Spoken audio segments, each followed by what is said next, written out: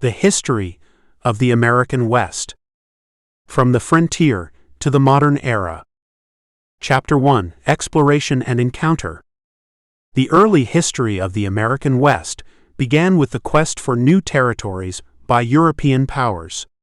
Spanish explorers were among the first to push into the unknown lands, driven by the desire for gold and religious expansion. Their expeditions opened the doors for future exploration and set the stage for centuries of change. These early journeys laid down rough maps and vague ideas of the land's potential. As explorers moved westward, they encountered a wide range of Native American tribes who had lived in these regions for thousands of years. These first encounters varied greatly, from moments of peaceful exchange to violent conflict. The cultural differences between the Europeans and the tribes often led to misunderstandings. Despite this, trade and communication developed in many areas.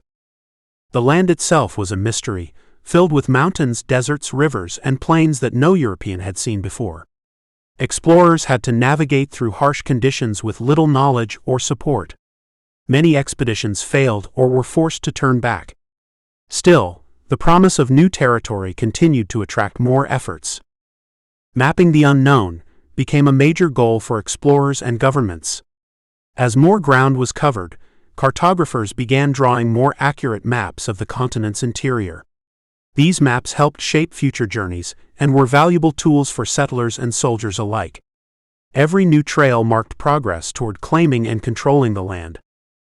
These explorations also led to the creation of myths and stories that would define the West for generations. Tales of vast riches, dangerous landscapes, and noble adventurers began to spread. These stories, whether true or not, added to the excitement and drove more people to explore. The American West was beginning to take shape in the public imagination. By the end of this early period, the foundations for future settlement had been laid. The paths cut by explorers would become roads for pioneers and settlers. Native populations had already begun to feel the impact of foreign presence. The West was no longer an unknown wilderness, but a place of opportunity, struggle, and change. Early expeditions and the quest for new lands. The earliest expeditions into the American West were led by European powers looking to expand their empires and gain access to resources. Spain was among the first, sending explorers like Coronado and De Soto in search of gold and riches. These early ventures were often fueled by myths like the 7 Cities of Gold. While the riches were never found, the expeditions mapped new territories and established a European presence. French and British explorers soon followed, each hoping to stake their claim in the vast, unexplored interior of North America.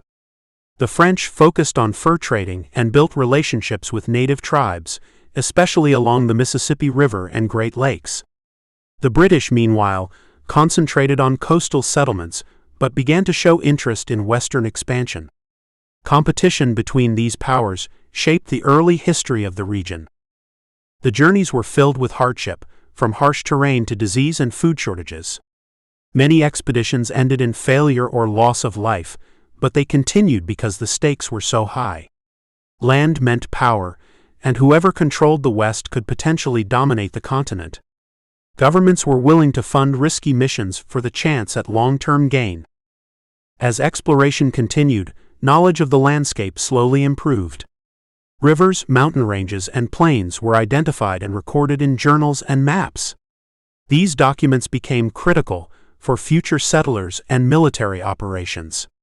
Even small expeditions contributed pieces to the larger puzzle of the American West. The explorers often relied on Native American guides to help them navigate and survive. These guides shared vital knowledge of the land and its resources.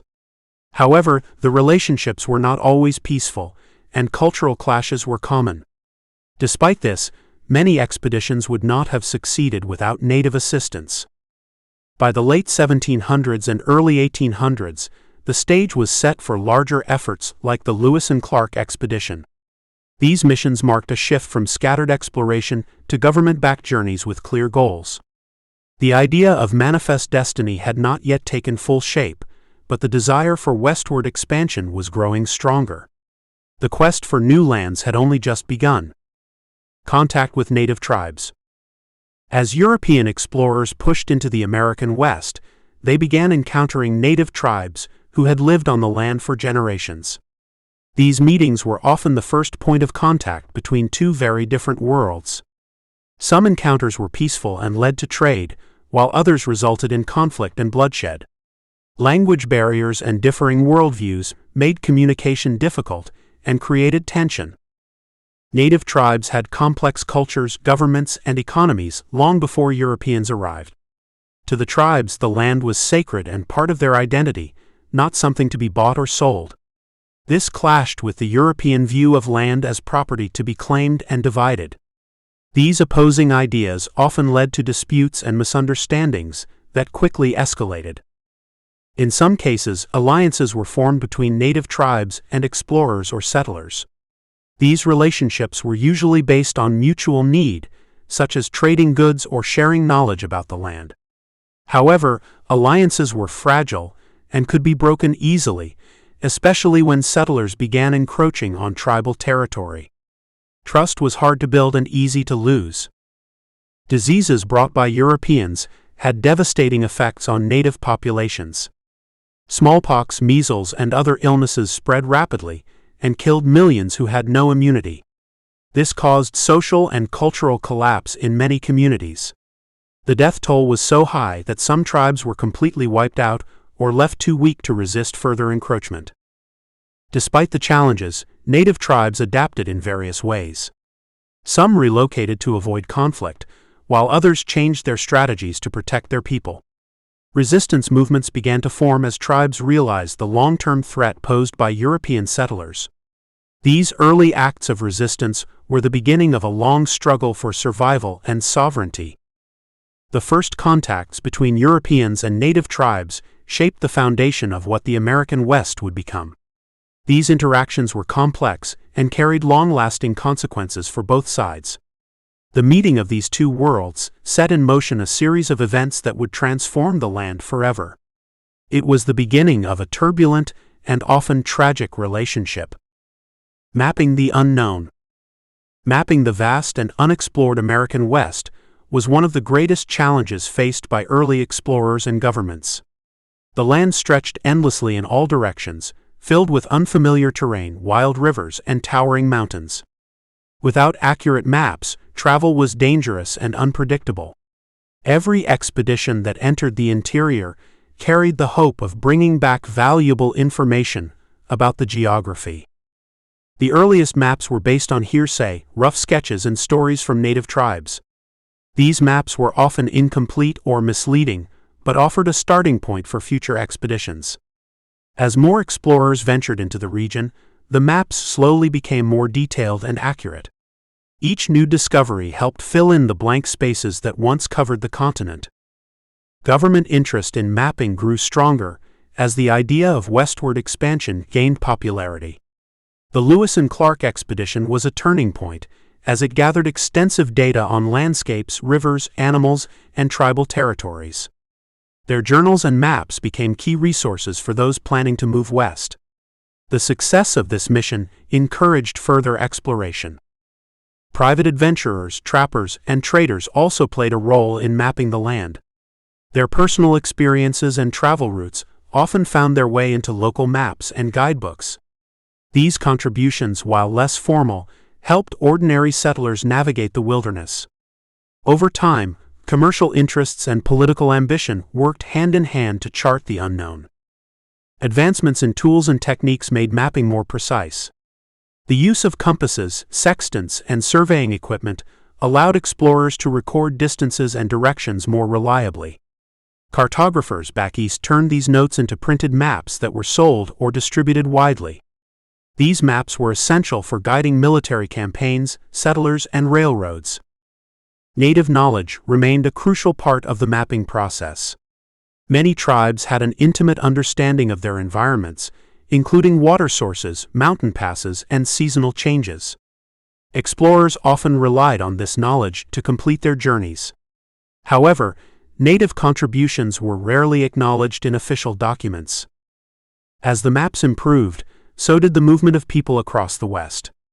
Trails became more defined, and settlements began to cluster around known landmarks. Mapping turned the wilderness into something that could be controlled and developed. It changed how Americans saw the land and their place in it. By the mid-1800s, much of the American West had been charted, at least in basic form. Maps now showed major rivers, mountain ranges, and tribal regions, though many details were still missing. The process of mapping had been long and difficult, but it made the dream of expansion possible. The once mysterious land had become a space to conquer and claim. Chapter 2: The Age of Pioneers. The Age of Pioneers marked a new chapter in the development of the American West, driven by the belief that opportunity and freedom lay beyond the known borders. Settlers began moving west in greater numbers, encouraged by government promises of land and a better life. This migration wasn't just about individuals. Entire families packed up everything they owned to start fresh on the frontier.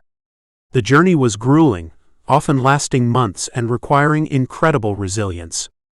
Despite the hardships, the promise of land ownership and independence was too strong to ignore. Homesteading became the foundation of settlement during this era, especially after the Homestead Act of 1862. Under this law, settlers could claim parcels of land if they lived on it and improved it for several years. This encouraged people from all walks of life to head west and try their luck at farming or building a new community. Land that once seemed remote and wild was now being divided, cultivated, and transformed into farms and towns. For many, it was the first chance to own property and build generational wealth. Life on the frontier was anything but easy. Settlers faced extreme weather, poor soil, and isolation from established cities. Dangers included attacks from bandits, conflicts with native tribes, and wild animals. Homes were often simple cabins or sod houses with minimal protection from the elements. Still, the pioneer spirit, marked by toughness and resourcefulness, kept people pushing forward through every setback. The movement west was not random. It followed routes forged by earlier explorers and traders. The Oregon Trail, Santa Fe Trail, and California Trail became highways of migration. These paths were marked by rivers, forts, and natural landmarks that provided guidance and aid along the way. Wagon trains traveled in groups for safety, with each family bringing food, tools, and livestock for the long haul. These routes connected the eastern states with the fertile lands of the West. Community building was essential for survival and growth. As people settled, they built schools, churches, and general stores, creating small but functional towns. These communities developed their own systems of order and often had to solve problems without outside help. Law enforcement was scarce, so settlers formed militias or relied on community leaders. Over time, many of these frontier towns grew into cities that remain today. The role of women and children was vital in the success of pioneer life, though their contributions are often overlooked. Women managed households, helped with farming, and even took part in defense when necessary. Children worked alongside adults, doing chores, tending animals, and learning survival skills early in life. Every family member had a role to play, and cooperation was necessary to endure the challenges of daily life. The frontier was a family affair, as much as it was a national mission. By the end of the pioneer age, the American West was no longer an uncharted frontier. Railroads, telegraphs, and expanding settlements had permanently changed the landscape. The pioneering spirit remained, but the focus began to shift from survival to development and modernization. What was once a dream of the unknown had become a part of the growing American identity. The West, shaped by the courage and effort of pioneers, had entered a new era. Homesteading and westward expansion. Homesteading was one of the most influential forces in the settlement of the American West.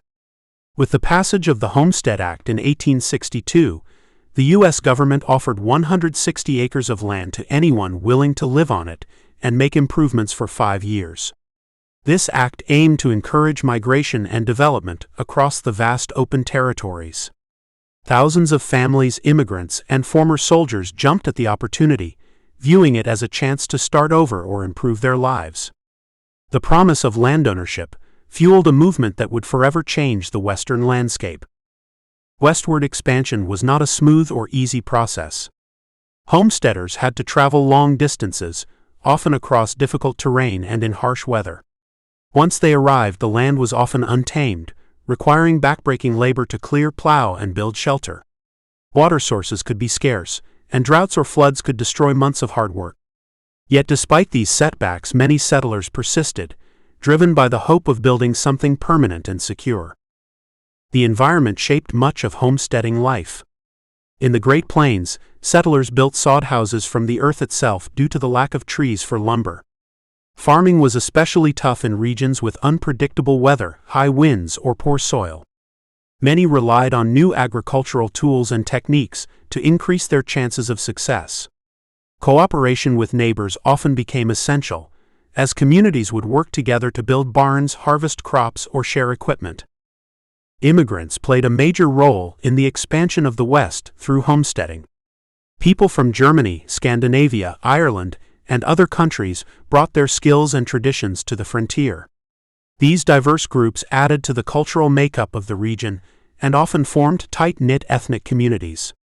Though they faced discrimination and language barriers, many immigrant homesteaders thrived and contributed to the development of towns and trade networks. The West quickly became a melting pot of cultures and customs. Railroads were a critical part of the homesteading boom. They not only brought settlers west but also carried crops, livestock, and goods back east. Rail companies often worked closely with the government to promote settlement, even selling land along their tracks to new arrivals. Towns sprang up along rail lines, and access to transportation became a key factor in determining the success of a homestead. The railroad stitched the country together, making the once remote West more connected to the rest of the nation. Homesteading also had major consequences for Native American tribes. As more settlers moved into tribal lands, conflicts increased, treaties were broken, and traditional ways of life were disrupted. The government's push for westward expansion often came at the expense of native sovereignty and land rights. Forced removals and violence were common, and the expansion of homesteads contributed to the shrinking of native territory. This side of the homesteading story is a painful but important part of American history. By the late 1800s, much of the land available under the Homestead Act had been claimed. Some families succeeded and passed their farms down through generations, while others gave up and returned east or moved on. The legacy of homesteading is visible today in the rural communities and farmland that still dot the American West. It represents a time of great determination and sacrifice, when people were willing to endure great risks for the chance at a better future. Westward expansion, with homesteading at its core, reshaped the nation both physically and culturally. Life on the frontier. Life on the frontier was a constant test of endurance, patience, and adaptability. Settlers faced a raw and often unforgiving landscape with few comforts or conveniences. Simple tasks like cooking meals, getting clean water, and repairing homes required hard manual labor. There were no nearby stores or services, so people had to be self-reliant in almost every aspect of daily life. The isolation could be overwhelming, but many found strength in the challenge and pride in building something from nothing. Homes were usually small, and built from whatever materials were available. In forested areas, log cabins were common, while in the plains, settlers used sod bricks to construct walls. These dwellings were basic, often consisting of a single room that served as kitchen, bedroom, and living area. During harsh winters or long rainy seasons, families might be stuck indoors for weeks, sharing close quarters with limited food supplies. Despite the simplicity, these homes provided crucial shelter and became the heart of frontier life. Food on the frontier came mostly from the land and required constant work to secure. Families grew vegetables, raised livestock, and hunted wild game to survive. Preserving food was essential, especially for winter months, so methods like smoking meat and canning fruits were widely used. Meals were often repetitive and plain, but they kept people alive through hard times. Many settlers took pride in their ability to live off the land, even when supplies from towns or trading posts were scarce. Community life was both necessary and meaningful on the frontier. Neighbors often lived miles apart, but they made an effort to help each other through barn raisings, harvests, and emergencies. Social events like church services, town meetings, and dances provided rare opportunities to relax and connect. These gatherings helped form bonds that were essential for mental and emotional survival. In many ways, the hardships brought people closer, creating a strong sense of unity and shared purpose. Women played a central role in frontier households, managing domestic tasks while also contributing to farming and defense. They made clothes, tended gardens, taught children, and often served as the family doctor or nurse. Many women endured childbirth with no medical help and raised large families under extreme conditions. Their resilience and resourcefulness were the backbone of frontier survival. Without their efforts, many homesteads would not have lasted through the first few seasons. Children on the frontier worked from a young age and were expected to help with chores, farm work, and animal care. Education was limited, especially in remote areas, but one-room schoolhouses eventually became common. School was often held in spare buildings or homes and was taught by local volunteers or traveling teachers. Despite the limited resources, education was highly valued, and many parents made sacrifices to ensure their children could read and write. Life was demanding for children, but it taught them discipline and responsibility early on. Though romanticized in popular stories, life on the frontier was a constant struggle filled with danger and uncertainty. Illnesses, accidents, and natural disasters could strike at any time with little warning or aid. Still, many settlers found purpose and fulfillment in carving out a life in the wilderness. Their experiences helped shape the American identity, celebrating determination, hard work, and independence. The frontier tested its people, but those who endured left a legacy that defined a nation. The Oregon Trail and migration routes.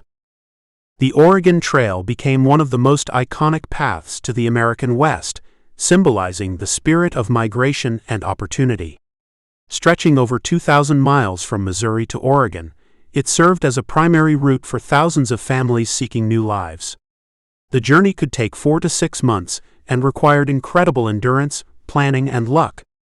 Travelers faced unpredictable weather, river crossings, disease, and rough terrain. Yet despite the dangers, the promise of fertile land and a better future pulled many westward. Wagon trains were the lifeblood of these migration efforts. Settlers traveled in groups for safety and support, often forming temporary communities along the trail.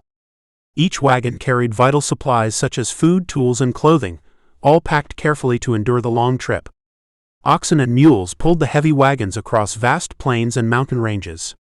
Cooperation among travelers was essential, especially when facing river crossings or mechanical breakdowns. Other routes, such as the Santa Fe Trail and California Trail, also played major roles in westward expansion.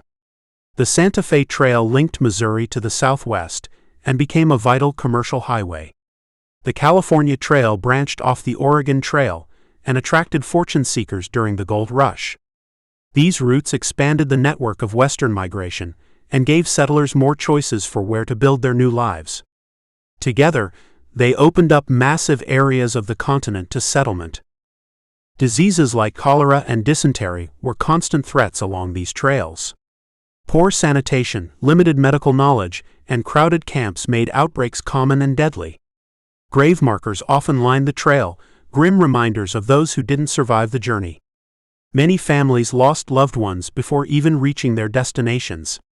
Still, the determination to reach new lands pushed most to continue, even through grief and exhaustion. Natural landmarks guided pioneers across the continent and became famous stopping points. Chimney Rock, Independence Rock, and South Pass were critical markers for timing and navigation.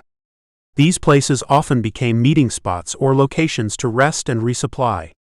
Knowing when and where to cross rivers or climb mountains could make the difference between survival and failure. As more people traveled the trails, stories of these landmarks spread and became part of Western lore. The completion of the Transcontinental Railroad eventually made these overland routes less vital, but their impact remained. The Oregon Trail and others had already helped establish countless towns, farms, and trade routes. Many settlers who reached the West through these trails stayed and built communities that still exist today. The trails helped spread American influence and culture across the continent.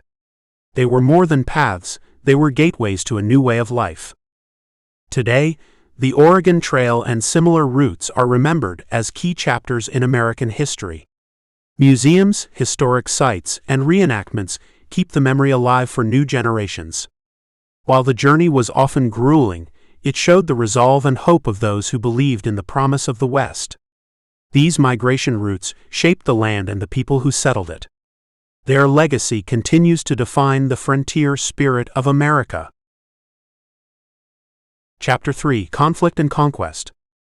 The American West was shaped not only by settlement, but also by the violent conflicts that arose between settlers, the government, and Native American tribes. As more settlers moved west, they encroached on lands that had been inhabited by native peoples for centuries. Tensions escalated as native tribes fought to protect their territories, cultures, and ways of life. The U.S. government, eager to expand and assert control, often resorted to force to remove native peoples from their land. The Indian Removal Act of 1830 marked a turning point in the relationship between native tribes and the U.S. government. The policy led to the forced relocation of thousands of Native Americans, most famously through the Trail of Tears. These removals were justified by the belief that native peoples could not coexist with American settlers and needed to be moved to reservations. The act and its devastating impact set the stage for the conflicts that followed. As settlers moved further into the West, violent clashes between them and native tribes became common. Battles were fought over land, resources, and sovereignty. The government's policy of military enforcement often led to bloody confrontations. The Sioux, Cheyenne, Apache, and other tribes mounted fierce resistance, but their numbers dwindled due to disease, starvation, and military defeat. Despite these challenges, native resistance was far from over and would continue for decades. The discovery of gold in places like California and Colorado further fueled conflict. The gold rush attracted tens of thousands of miners and settlers, who disregarded treaties and native lands in their pursuit of wealth. The rush for riches intensified pressure on native territories, leading to more violent encounters. Tribes were displaced and forced into smaller areas, leading to further struggles for resources, including food and water. The U.S. Army played a significant role in the conquest of the West, using force to subdue native resistance and secure lands for settlers. Numerous military campaigns were launched, and famous battles, such as the Battle of Little Bighorn, highlighted the ongoing conflict. The Army used a combination of strategy, violence, and the eventual breaking of treaties to gain control of the land. The conquest was framed as a necessary step for progress, but it was destructive and left lasting scars. As the West was tamed through military conquest and settlement, the U.S. government began to implement policies aimed at assimilating native peoples. Schools were established to teach native children European customs and languages, often forcing them to abandon their native traditions. The Dawes Act of 1887 sought to break up tribal lands into individual plots, further eroding native culture and social structure. These policies were a continuation of the conquest, aiming to erase native identity and integrate them into the dominant American culture. By the late 1800s, much of the native resistance had been crushed, and many tribes had been forcibly relocated to reservations. The government's conquest of the West, though considered successful by many, came at the expense of native peoples. Their culture, lands, and autonomy were decimated in the pursuit of American expansion. The aftermath of this conquest left deep wounds, and the legacy of these conflicts is still felt today, as the struggle for native rights and recognition continues. The Indian Wars. The Indian Wars were a series of armed conflicts between Native American tribes and U.S. forces that took place throughout the 19th century. These wars were primarily driven by the expansion of American settlers into native lands. As settlers moved west, tensions escalated, and the U.S. government began sending troops to secure the territories and enforce policies of removal and relocation. The wars were a response to the forced encroachment of native lands, the breaking of treaties, and the cultural destruction faced by native peoples. The earliest Indian wars were fought over territorial disputes and the defense of native homelands.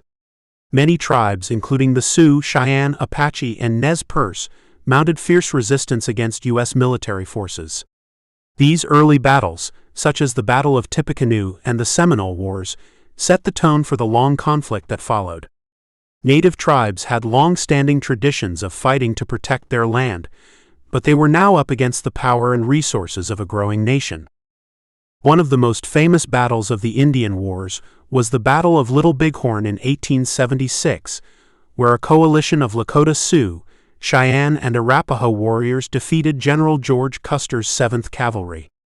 This victory was one of the last major successes for Native forces, but it also marked a turning point in the war.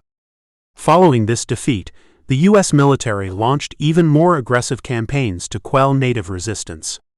Custer's defeat galvanized the U.S. Army and intensified efforts to remove Native Americans from their lands. The Indian Wars were marked by brutal tactics on both sides. The U.S. Army often engaged in scorched earth campaigns, destroying villages, food supplies, and hunting grounds. In retaliation, Native tribes would raid settlements, attack supply lines, and ambush soldiers. Both sides suffered heavy casualties, but the technological and numerical superiority of the U.S. Army gave them the upper hand. Native resistance began to diminish as tribes were forcibly relocated, and their numbers dwindled from disease and warfare.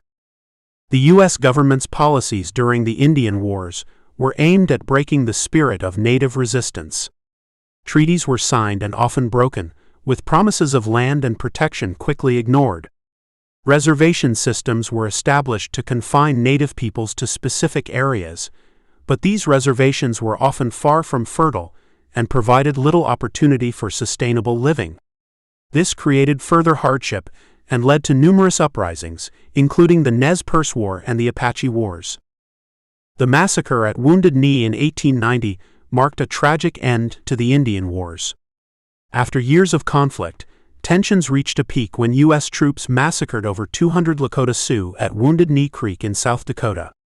The massacre was the culmination of years of military efforts to suppress Native resistance. It symbolized the final defeat of Native peoples in their struggle to maintain their lands, cultures, and sovereignty in the face of overwhelming American expansion. By the end of the 19th century, the Indian Wars had effectively come to an end. Native peoples were forced onto reservations, their cultures severely disrupted, and their lands reduced to small confined areas. While the wars themselves ended, the struggle for Native rights and recognition continued into the 20th century. The Indian Wars were a dark chapter in U.S. history, one that left deep scars on both the Native American population and the nation's conscience. The effects of these wars are still felt today, as Native communities continue to fight for justice, recognition, and the preservation of their cultures. The role of the U.S. Army in the West. The U.S. Army played a pivotal role in the settlement and control of the American West. As settlers pushed into new territories, the Army was called upon to protect these migrants and ensure that the federal government's policies were enforced. The Army's primary task was to quell resistance from Native American tribes who fought to protect their lands and way of life. The military was often used to enforce treaties, secure trade routes, and maintain order in areas where law enforcement was scarce. One of the key missions of the Army in the West was the suppression of Native American resistance. The U.S. government viewed Native tribes as obstacles to westward expansion, and the Army became the instrument for removing them from their ancestral lands. The military engaged in numerous campaigns against tribes such as the Sioux, Cheyenne, and Apache, often resorting to brutal tactics. The Army's presence was essential to enforcing policies like the Indian Removal Act and later the establishment of reservations. The Army also played a major role in protecting settlers as they moved westward along migration routes such as the Oregon Trail and the Santa Fe Trail. Wagon trains and caravans often faced threats from Native tribes resisting encroachment, as well as from outlaws and bandits. U.S. Army units were stationed along these trails to ensure safe passage and maintain security. They built forts and provided escorts for settlers, offering a semblance of order in an otherwise chaotic frontier. Another important aspect of the Army's role in the West was the establishment and operation of military forts. These forts were built strategically across the West to serve as bases of operations and centers of control. They housed soldiers, provided protection to settlers, and helped maintain communication and supply lines. The Army constructed a network of forts that stretched from the Great Plains to the Rocky Mountains, ensuring that the federal government could monitor and control the expansion process. While the Army was primarily focused on military conflicts with Native American tribes, they also helped to shape the infrastructure of the West. Military engineers were often involved in building roads, bridges, and telegraph lines. The Army played a key role in the construction of railroads, which opened up new trade routes and facilitated further settlement. Their involvement in these projects helped lay the groundwork for the economic growth of the western United States. The Army's presence also had significant social and cultural impacts on the frontier. Soldiers interacted with settlers, traders, and Native Americans, creating a unique blend of military, civilian, and indigenous cultures. These interactions often led to misunderstandings, tensions, and conflicts. However, the Army also provided a degree of stability, helping to establish law and order in a region that was often lawless. The Army's role as both protector and enforcer shaped the development of frontier society. By the end of the 19th century, the Army's role in the West began to diminish as native resistance was largely broken and settlers had firmly established themselves in the region. However, the legacy of the Army's presence in the West remains, as many forts were abandoned or turned into historic sites. The military's involvement in shaping the West left a complex and often controversial legacy, as it contributed to both the expansion of American influence and the suffering of Native American communities. The U.S. Army's role in the West was instrumental in the nation's growth, but it also highlighted the costs of that expansion. Resistance and survival of Native tribes. Native American tribes in the West fought fiercely to resist the encroachment of settlers and the U.S. government. For centuries, these tribes had lived on the land, developing rich cultures and complex societies. As settlers moved westward, they brought with them the threat of land seizures, broken treaties, and destruction of resources that tribes relied on for survival. In response, many native groups took up arms to protect their lands and preserve their way of life. Resistance to U.S. expansion was not limited to large-scale battles. It often took the form of smaller skirmishes and raids. Tribes like the Sioux, Apache, and Cheyenne launched attacks on military posts, wagon trains, and settler towns in an effort to halt the westward migration. These guerrilla tactics allowed native warriors to inflict damage on the settlers, but they also attracted the full force of the U.S. Army. Despite the asymmetry of the struggle, native resistance remained determined and constant throughout the 19th century. The survival of native tribes, in the face of increasing pressure from the U.S. government, was marked by resilience and adaptation. While many tribes initially resisted relocation, others sought to negotiate or adapt to new circumstances. Some adopted aspects of European culture, including farming practices and technology, in an attempt to coexist with settlers. However, these attempts often failed to prevent their eventual removal from ancestral lands, as the government prioritized expansion over cooperation. One of the most significant events of native resistance was the Sioux War and the Battle of Little Bighorn in 1876. Led by Chief Sitting Bull and Crazy Horse, the Sioux and Cheyenne tribes achieved a stunning victory over General Custer's 7th Cavalry. This battle, though a rare victory, represented the peak of organized native resistance. However, after Little Bighorn, the U.S. Army intensified its efforts, eventually forcing the Sioux and other tribes onto reservations. Despite this, the Sioux remained a symbol of native resistance and survival. Even as native tribes were relocated to reservations, many continued to resist in various forms. Some engaged in acts of defiance, refusing to settle in designated areas, while others used legal battles to fight for their land and rights.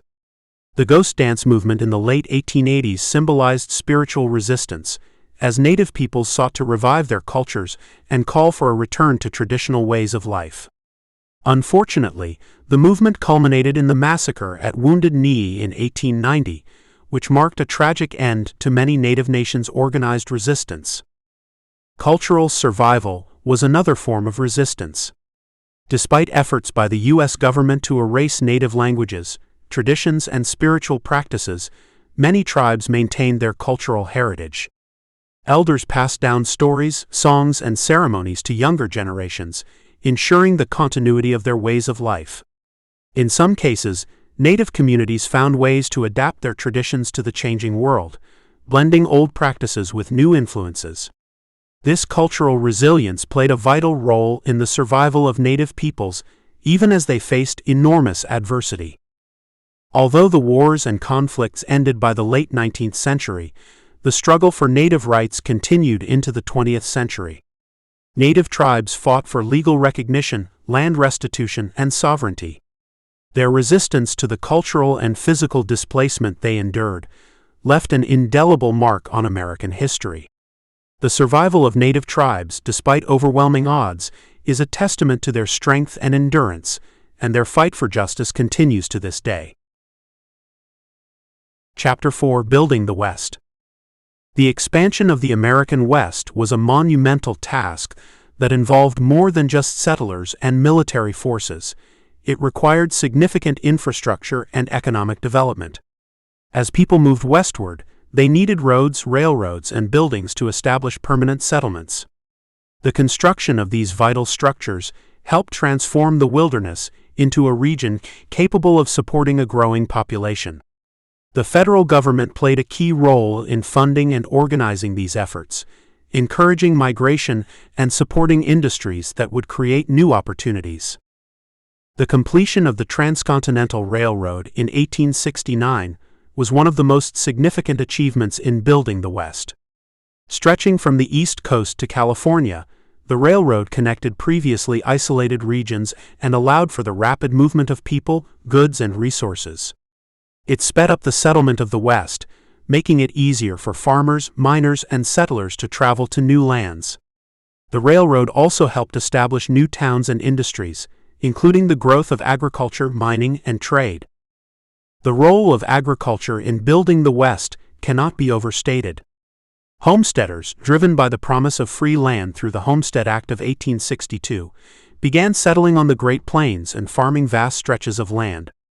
They faced challenges such as harsh weather, soil depletion, and isolation, but their hard work helped transform the region into an agricultural powerhouse.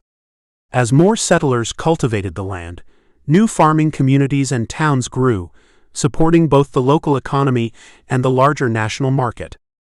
Mining was another driving force in the development of the West.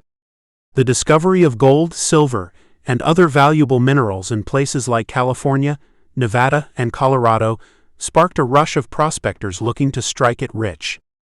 Towns and cities quickly sprang up around mining operations, creating booming economies, but also fostering violence and lawlessness. Mining not only attracted settlers, but also provided jobs and resources that contributed to the growth of the region's infrastructure.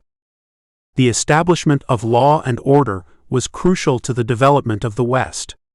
As more settlers arrived, the need for legal systems, law enforcement, and local government became apparent. Many towns were built around law enforcement, with sheriffs, marshals, and other authorities tasked with maintaining order. The expansion of the railroad also made it easier for law enforcement to patrol and protect settlers from outlaws, bandits, and native tribes who resisted their presence. As towns grew, so did the demand for social and cultural institutions.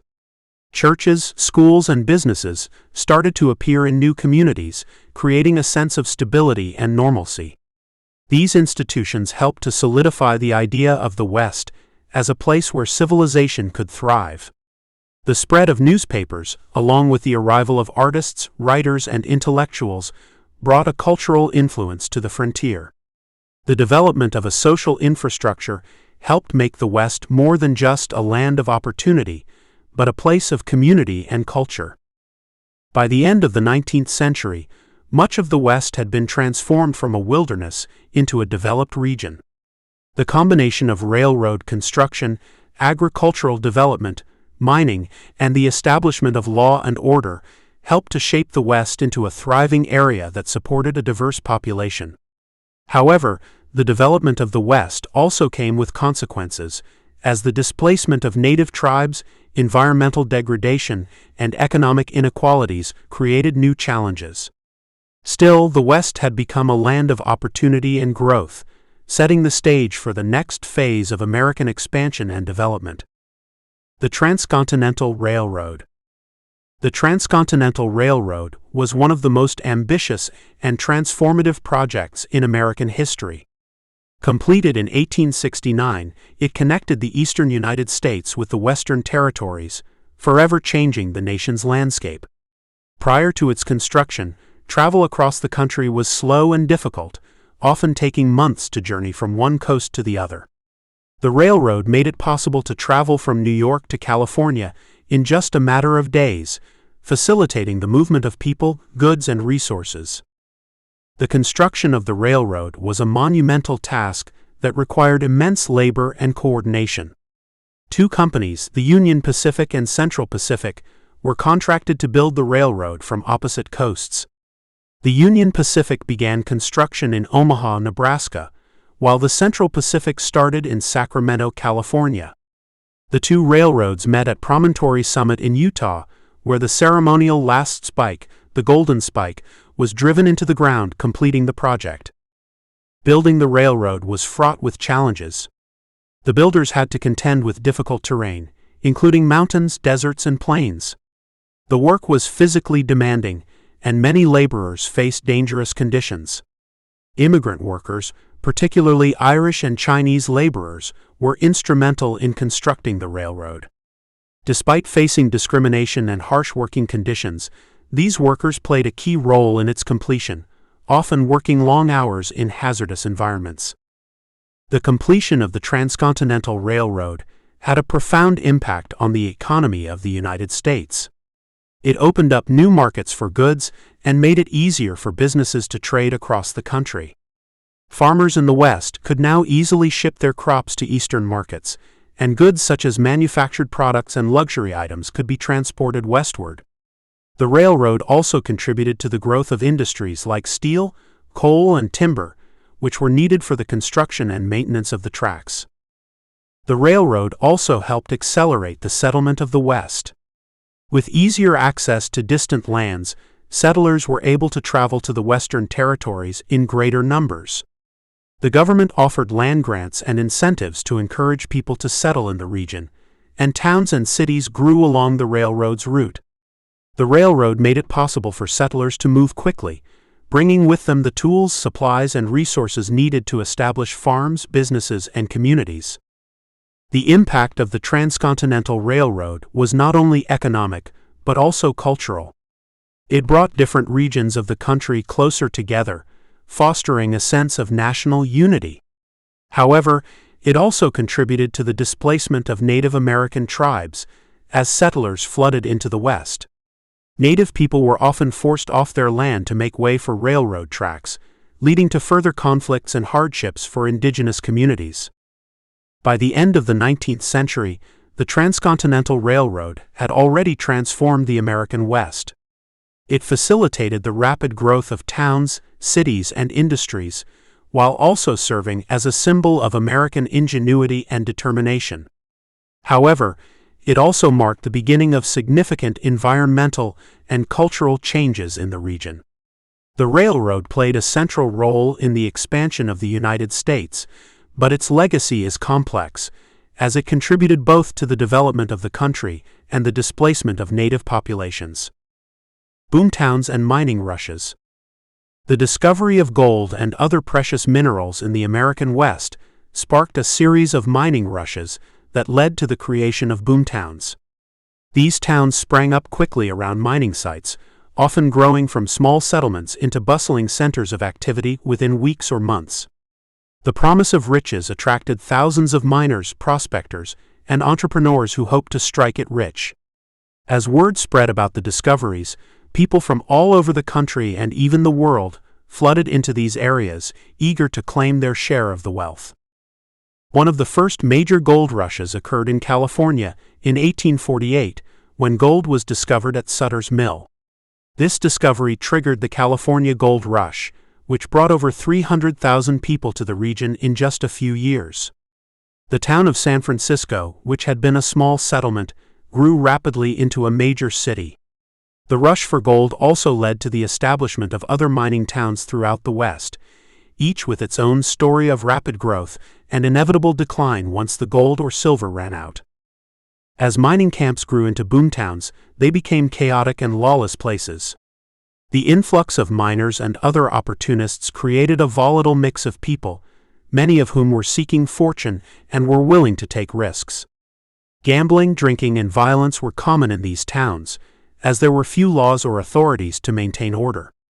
In many cases, mining towns had little more than a few saloons, general stores, and tented homes, creating a rough-and-tumble environment where survival often depended on one's ability to navigate the chaos. Despite the lawlessness, boomtowns were also centers of economic activity. Business owners set up shops to cater to the needs of miners, selling everything from tools and clothing to food and alcohol. Many towns became home to banks, hotels, and other services that supported the booming economy. The demand for goods and services attracted entrepreneurs, who set up businesses hoping to profit from the influx of miners. In some cases, local industries such as timber, transportation, and agriculture also grew to meet the needs of the expanding population. Mining rushes were not always successful in terms of long-term prosperity. While many miners initially struck gold, it was often difficult to sustain these discoveries. The easy-to-find gold was quickly exhausted, leaving behind abandoned mining towns and a population that was forced to move on. Once the gold was gone, many boomtowns turned into ghost towns, with empty buildings and deserted streets. The fleeting nature of the mining industry meant that these towns often lacked the infrastructure or stability to survive once the initial rush ended. Despite the decline of many mining towns, some managed to thrive. A few became permanent settlements, with established economies and infrastructure that supported their growth even after the mines closed. These towns often transitioned from mining centers to agricultural or commercial hubs, serving as key locations for trade and transportation.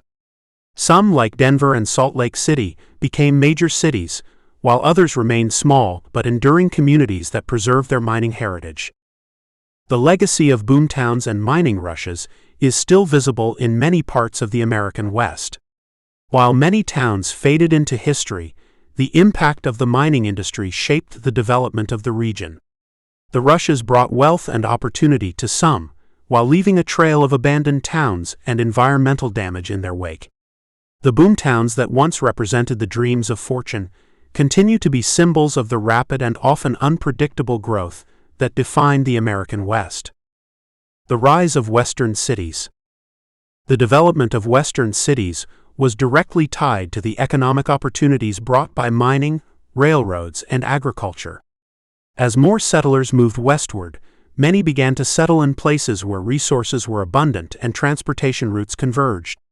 The arrival of the Transcontinental Railroad was a turning point, linking remote areas of the West to the rest of the country and creating a framework for urban growth. Cities sprang up along rail lines, serving as hubs for trade, services, and transportation that were vital to the expanding economy. Mining played a significant role in the rise of many Western cities. Towns like Denver, Salt Lake City, and Butte grew rapidly due to the discovery of valuable minerals in the surrounding areas. These cities were initially built to serve the needs of miners, offering everything from supply stores to entertainment. As the mining industry grew, so did the cities that supported it, with an influx of immigrants and settlers creating diverse populations and bustling urban centers. Agriculture was another driving force in the growth of Western cities. As settlers took advantage of the Homestead Act and established farms, they required infrastructure to support their crops and livestock. Cities like Kansas City and Omaha became vital trade centers for agricultural products, with goods being shipped to national and international markets. The abundance of agricultural resources in the West contributed to the prosperity of cities that were strategically located near fertile land and transportation routes. The expansion of railroads not only facilitated the movement of goods, but also encouraged people to settle in areas that were previously remote. Cities along railroad lines grew rapidly, as the railroad made it easier for people to travel and for businesses to operate. Once a city was connected to the national railroad network, it could easily attract industry, settlers, and commerce, leading to the rapid urbanization of the western frontier. The creation of rail hubs was a crucial factor in the growth of cities like Phoenix, Tucson, and Albuquerque. With urbanization came the need for infrastructure, such as schools, hospitals, and law enforcement, which helped to shape the development of western cities. As populations grew, the demand for services and amenities increased, leading to the establishment of public institutions. This helped give these cities a sense of permanence, as the provision of essential services marked the shift from temporary mining camps to lasting urban settlements. The establishment of local governments and the creation of civic institutions contributed to the stability and organization of growing cities. While many Western cities thrived, others faced significant challenges. The rapid pace of urbanization led to overcrowded living conditions, crime, and pollution. Many cities struggled to manage the influx of people and resources, and tensions often arose between the new settlers and the existing native populations. Additionally, the reliance on mining and agriculture made many cities vulnerable to economic fluctuations. When the supply of minerals or crops diminished, the economy of these cities would often suffer, leading to cycles of boom and bust. Despite these challenges, the rise of Western cities marked a key chapter in the development of the United States. These cities became centers of culture, commerce, and industry, contributing to the transformation of the American West from a sparsely populated frontier into a dynamic, interconnected part of the nation. The legacy of these cities remains visible today in the major urban centers that dot the Western landscape. They serve as reminders of the transformative period in American history when the frontier became a land of opportunity, prosperity, and growth. Chapter 5: Law and Legend. The American West was a place where lawlessness and chaos often prevailed, but it was also a land where the concept of justice was constantly evolving. As settlers moved into new territories, the legal systems of the East were often slow to establish themselves in the frontier. Many towns lacked formal law enforcement, and vigilante justice was common. The role of lawmen, sheriffs, and marshals was crucial in maintaining order, but their influence was often challenged by outlaws, rustlers, and disputes over land and resources. One of the most famous figures in the history of the West was Wyatt Earp, whose name became synonymous with the frontier's struggle for law and order. Earp, along with his brothers, became a symbol of justice in towns like Tombstone, Arizona. The gunfight at the OK Corral, which took place in 1881, is one of the most legendary events in Western folklore. It encapsulated the dramatic and violent nature of the West, where personal vendettas and justice were often settled in the streets. The myth of the cowboy is deeply tied to the story of law and legend in the West. Cowboys, often romanticized in literature and film, were not just cattle herders, but also played a key role in maintaining order in the frontier. In some cases, cowboys were tasked with enforcing the law, while in others, they became entangled in outlaw activities. The image of the lone cowboy standing up for justice in a lawless land has become a powerful symbol in American culture. Outlaws like Jesse James, Billy the Kid, and Butch Cassidy became legends of their own, with stories of their robberies and escapades spreading across the nation. These figures were often seen as anti-heroes, challenging the authority of the law while also embodying the struggles of those living on the fringes of society. Their exploits were romanticized in dime novels and newspapers, and their legends grew to legendary proportions, blurring the line between fact and fiction. The role of women in the frontier also contributed to the formation of law and legend in the West. Though often overlooked in the stories of lawmen and outlaws, women played key roles in shaping the social fabric of frontier towns. Many women ran businesses, worked as teachers, and contributed to the development of communities. Their stories, though less dramatic than those of the famous lawmen and outlaws, are an important part of the legend of the West, representing the resilience and strength of frontier life. Native Americans were also central to the story of law and legend in the West, often portrayed as both victims and warriors in the battle for control of the land. The relationship between native tribes and settlers was marked by conflict, broken treaties, and the struggle for survival. Heroes like Sitting Bull and Geronimo resisted the encroachment of settlers and fought to preserve their lands and cultures. These figures, like the outlaws of the time, became legendary, their stories woven into the larger narrative of the American West. The development of law in the West was a complex and often slow process, but it laid the foundation for the modern legal system in the United States. Over time, law enforcement became more organized, and formal courts were established. The legends of lawmen, outlaws, and heroes became part of the national consciousness, contributing to the mythology of the American West. While the reality of life on the frontier was often harsh and unforgiving, the stories that emerged from it helped shape the cultural identity of the nation. Outlaws, sheriffs, and the justice system. The American West was often characterized by lawlessness, where outlaws roamed freely and sheriffs struggled to maintain order. In many frontier towns there was no formal law enforcement, which allowed criminals to operate with little fear of punishment.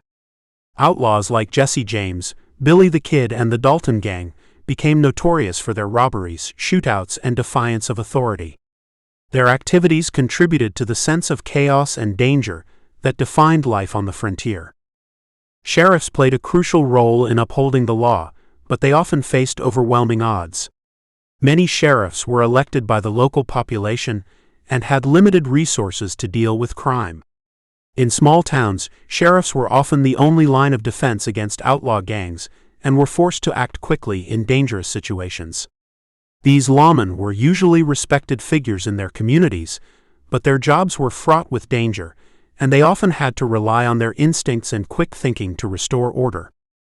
The justice system in the West was not as structured as in the East, and many towns lacked formal courts or legal procedures. In many cases, disputes were settled through violent confrontations, such as gunfights or duels.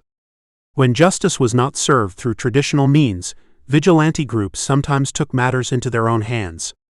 These vigilantes, while often seen as protectors of justice, sometimes crossed the line into lawlessness, executing punishment without trial. One of the most famous figures in the development of law enforcement in the West was Wyatt Earp. Earp's actions, particularly during the gunfight at the OK Corral, became legendary and cemented his place in Western folklore. Earp was known for his dedication to maintaining order, even when faced with extreme danger. His role as a lawman, however, was complicated by his own personal conflicts and his association with questionable figures, blurring the line between right and wrong in his pursuit of justice. In contrast to lawmen like Earp, outlaws were often celebrated in popular culture, despite their criminal activities. Their daring robberies, escapes, and ability to evade capture made them folk heroes in the eyes of many. Newspapers, dime novels, and later films romanticized the lives of outlaws, presenting them as symbols of defiance against authority. This romanticized view contributed to the lasting appeal of figures like Billy the Kid, whose criminal activities became the stuff of legend.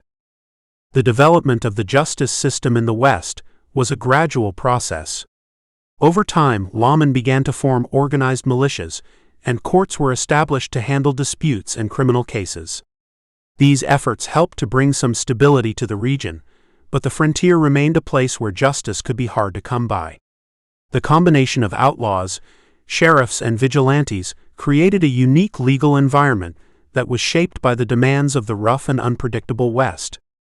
By the late 19th century, the increasing population and infrastructure of the West led to more formalized law enforcement.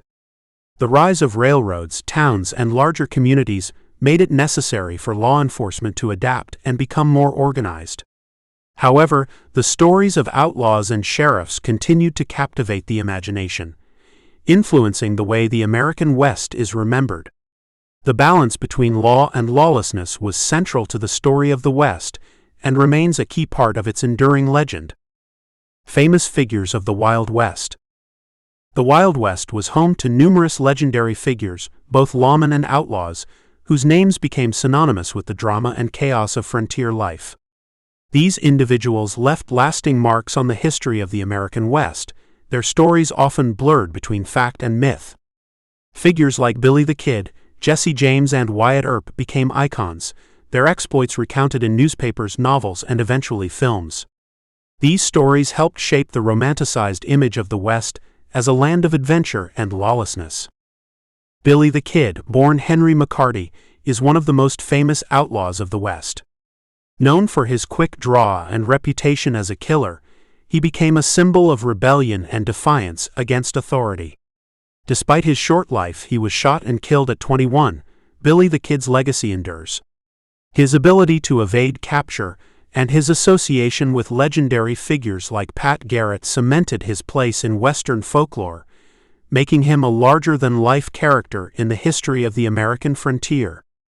Jesse James, another notorious figure, is often remembered for his audacious bank robberies and train heists. Born into a family of Confederate sympathizers, James became a notorious outlaw after the Civil War, leading a gang that targeted banks, trains, and stagecoaches.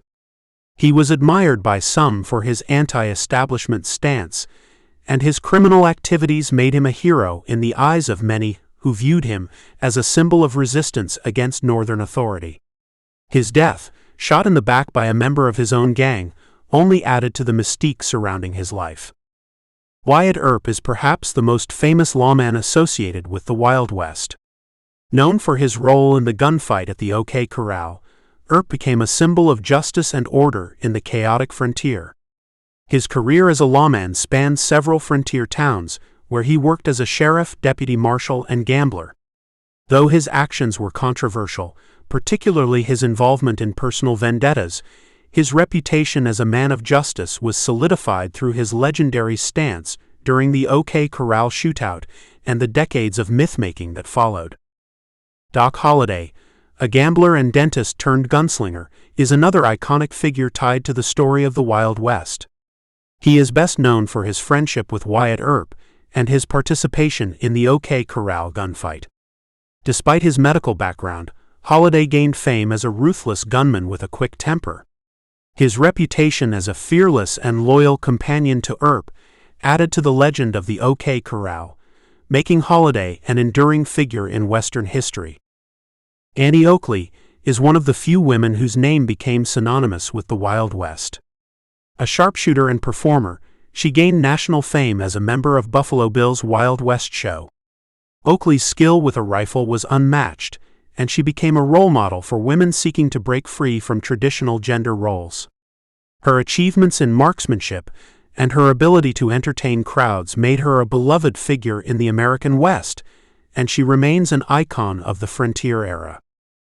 The Native American leaders, who resisted the encroachment of settlers, also became famous figures in the history of the Wild West. Leaders like Sitting Bull and Geronimo are remembered for their fierce determination to protect their land and people. Sitting Bull's role in the Battle of Little Bighorn and Geronimo's resistance against the U.S. Army made them heroes to many Native Americans. Their legacies are tied to the larger story of the Native American struggle in the West, symbolizing resistance against the forces of colonization and the destruction of indigenous cultures. The myth of the cowboy. The cowboy is one of the most enduring symbols of the American West, embodying both freedom and rugged individualism. This image of the cowboy has been shaped and romanticized by literature, films, and popular culture. Originally, cowboys were simply cattle herders who worked long hours on ranches, driving cattle across the open plains. Their real lives were often much more grueling and less glamorous than the heroic figures portrayed in stories, but the myth of the cowboy became central to the narrative of the American frontier. The cowboy was often depicted as a solitary figure, battling the elements and living outside the boundaries of civilization. This image of a lone rider, independent and free from societal constraints, became ingrained in American culture. However, the reality of cowboy life was far from this solitary ideal. Cowboys worked together in groups, with the daily work of herding cattle and maintaining ranch operations requiring cooperation and teamwork. Hollywood played a major role in shaping the myth of the cowboy, particularly in the early 20th century. Western films often portrayed cowboys as brave and noble, fighting for justice and defending the weak. These films presented an idealized version of the cowboy, focusing on action and adventure rather than the hardships of daily life. Stars like John Wayne and Clint Eastwood became synonymous with this heroic image, creating a lasting impression of the cowboy as a figure of strength and morality. The cowboy's lifestyle was also closely tied to the frontier spirit of exploration and conquest. As settlers moved westward, the cowboy was seen as a symbol of the American dream, someone who tamed the wilderness and helped build the country. This myth of the cowboy as a frontiersman who conquered the untamed land became an essential part of the national narrative, celebrating the idea of America as a land of opportunity and self-reliance. In reality, cowboys were not always the stoic, brave figures portrayed in movies. They were often young men working for low wages, dealing with difficult working conditions and a dangerous lifestyle. Cattle rustling, stampedes, and harsh weather were constant threats, and the pay was often poor. The cowboy's life was filled with long hours, dangerous work, and minimal recognition. Despite this, the cowboy's role in shaping the American West cannot be understated. Over time, the myth of the cowboy became a powerful symbol of masculinity and adventure. This image of the cowboy as a strong, silent type who could handle any challenge resonated with many Americans, particularly during times of social and economic upheaval. The cowboy represented a kind of ideal masculinity, self-sufficient, tough, and able to survive in a harsh world. This image continues to be popular today, influencing modern depictions of masculinity and heroism. The myth of the cowboy also overshadows the contributions of others who helped shape the American West. Native Americans, women, and African Americans played significant roles in the development of the frontier, but their stories have often been marginalized in the cowboy narrative. The romanticized image of the cowboy has shaped how history is remembered, often overshadowing the complexity of life on the frontier and the diverse people who lived there. Despite the myth, the true history of the West was far more diverse and complicated than the tales of the lone cowboy. Chapter 6: Transformation and Modernization. The American West underwent significant transformation and modernization during the late 19th and early 20th centuries. As the frontier closed, the region shifted from an untamed wilderness to a more organized and industrialized part of the country. Railroads expanded rapidly, connecting distant towns and cities, which allowed for easier movement of goods and people. This technological development played a crucial role in the West's economic growth, making it more accessible and less isolated than ever before. With the arrival of the railroad, the landscape of the West began to change dramatically. New towns and cities sprang up along the railroad tracks, serving as hubs for trade and commerce. The construction of these railroads also brought with it an influx of settlers, many of whom were seeking new opportunities in farming, mining, and industry. The once vast open spaces of the West became dotted with these growing communities as the region adapted to a more settled, urbanized way of life. The development of agriculture in the West was another key factor in its transformation. The invention of new farming technologies, like the steel plow and mechanized reaper, allowed farmers to cultivate land that was once too difficult to farm. This led to an increase in crop production, particularly wheat and corn, which helped to fuel the nation's growth. However, the transformation of the land also had its consequences, as large-scale farming and ranching displaced Native American tribes and disrupted the delicate balance of the ecosystem. As the West became more industrialized, new industries emerged, particularly in mining and oil extraction. The discovery of gold, silver, and other valuable minerals led to a series of mining booms, attracting fortune seekers and entrepreneurs to the region. Towns like Denver and San Francisco became booming cities built on the wealth extracted from the land. Similarly, the rise of the oil industry, particularly in Texas, marked the beginning of a new economic era that would shape the West for years to come. While modernization brought economic growth, it also created new challenges. The rise of corporate farming and large mining operations led to the concentration of wealth and power in the hands of a few, while many small farmers and ranchers struggled to survive.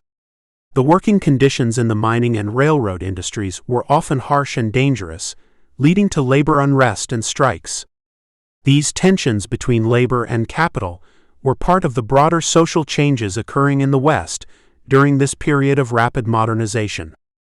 The cultural and social landscape of the West also evolved during this time. The influx of immigrants from Europe and Asia added to the diversity of the region, while also creating tensions over labor and cultural integration.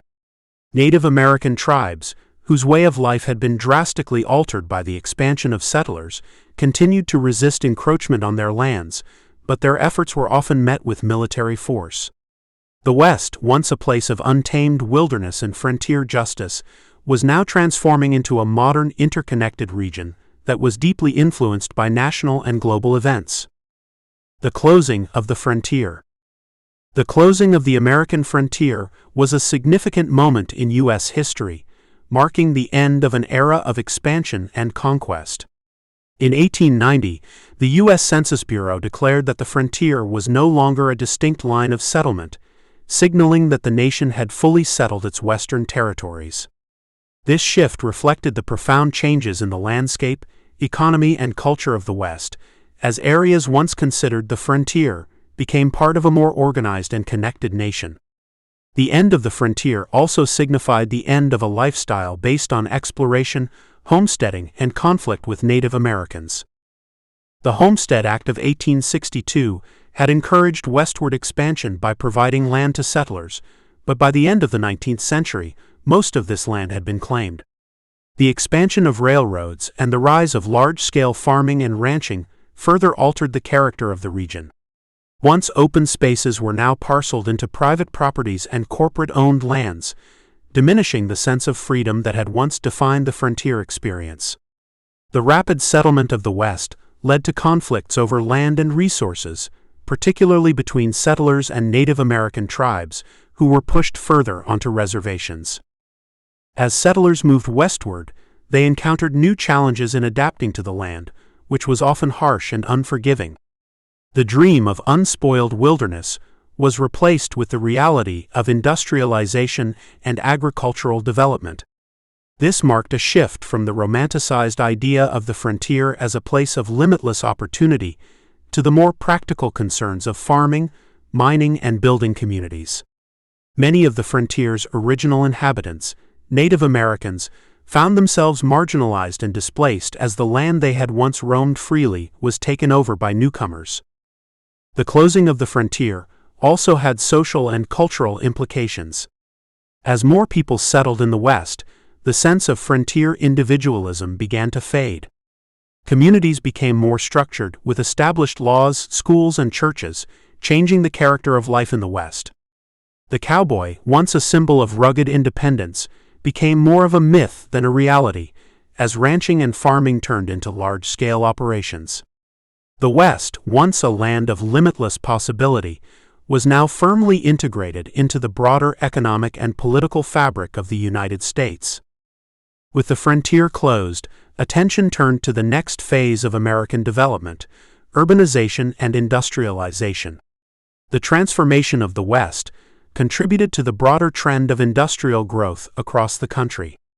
The railroad, once a tool of exploration, became the backbone of commerce, connecting the West to the East and facilitating the movement of goods, services, and people. The shift from a frontier economy to a more modern industrial one was evident as cities grew and new technologies emerged. The idea of the closed frontier also sparked a sense of nostalgia and loss. For many Americans, the frontier had been a symbol of adventure, opportunity, and the American spirit. As the West became more settled, some mourned the loss of the frontier as a place of freedom and exploration. This nostalgia would continue to influence American culture, fueling the myth of the frontier and inspiring generations to come, even as the country moved into a new era defined by urban life and technological innovation. Industrial growth and urbanization. The late 19th and early 20th centuries saw rapid industrial growth in the United States, particularly in the North and West. The expansion of railroads, the rise of factories, and the development of new technologies transformed the American economy. Cities began to grow at an unprecedented rate, fueled by the influx of immigrants and rural Americans seeking better opportunities. These changes led to the rise of industrial giants in sectors such as steel, oil, and manufacturing, which reshaped the nation's economic landscape. Railroads played a critical role in the industrialization of the United States, connecting distant parts of the country and facilitating the movement of goods and people. The expansion of the railroad network opened up new markets for goods and services, allowing industries to grow beyond local markets.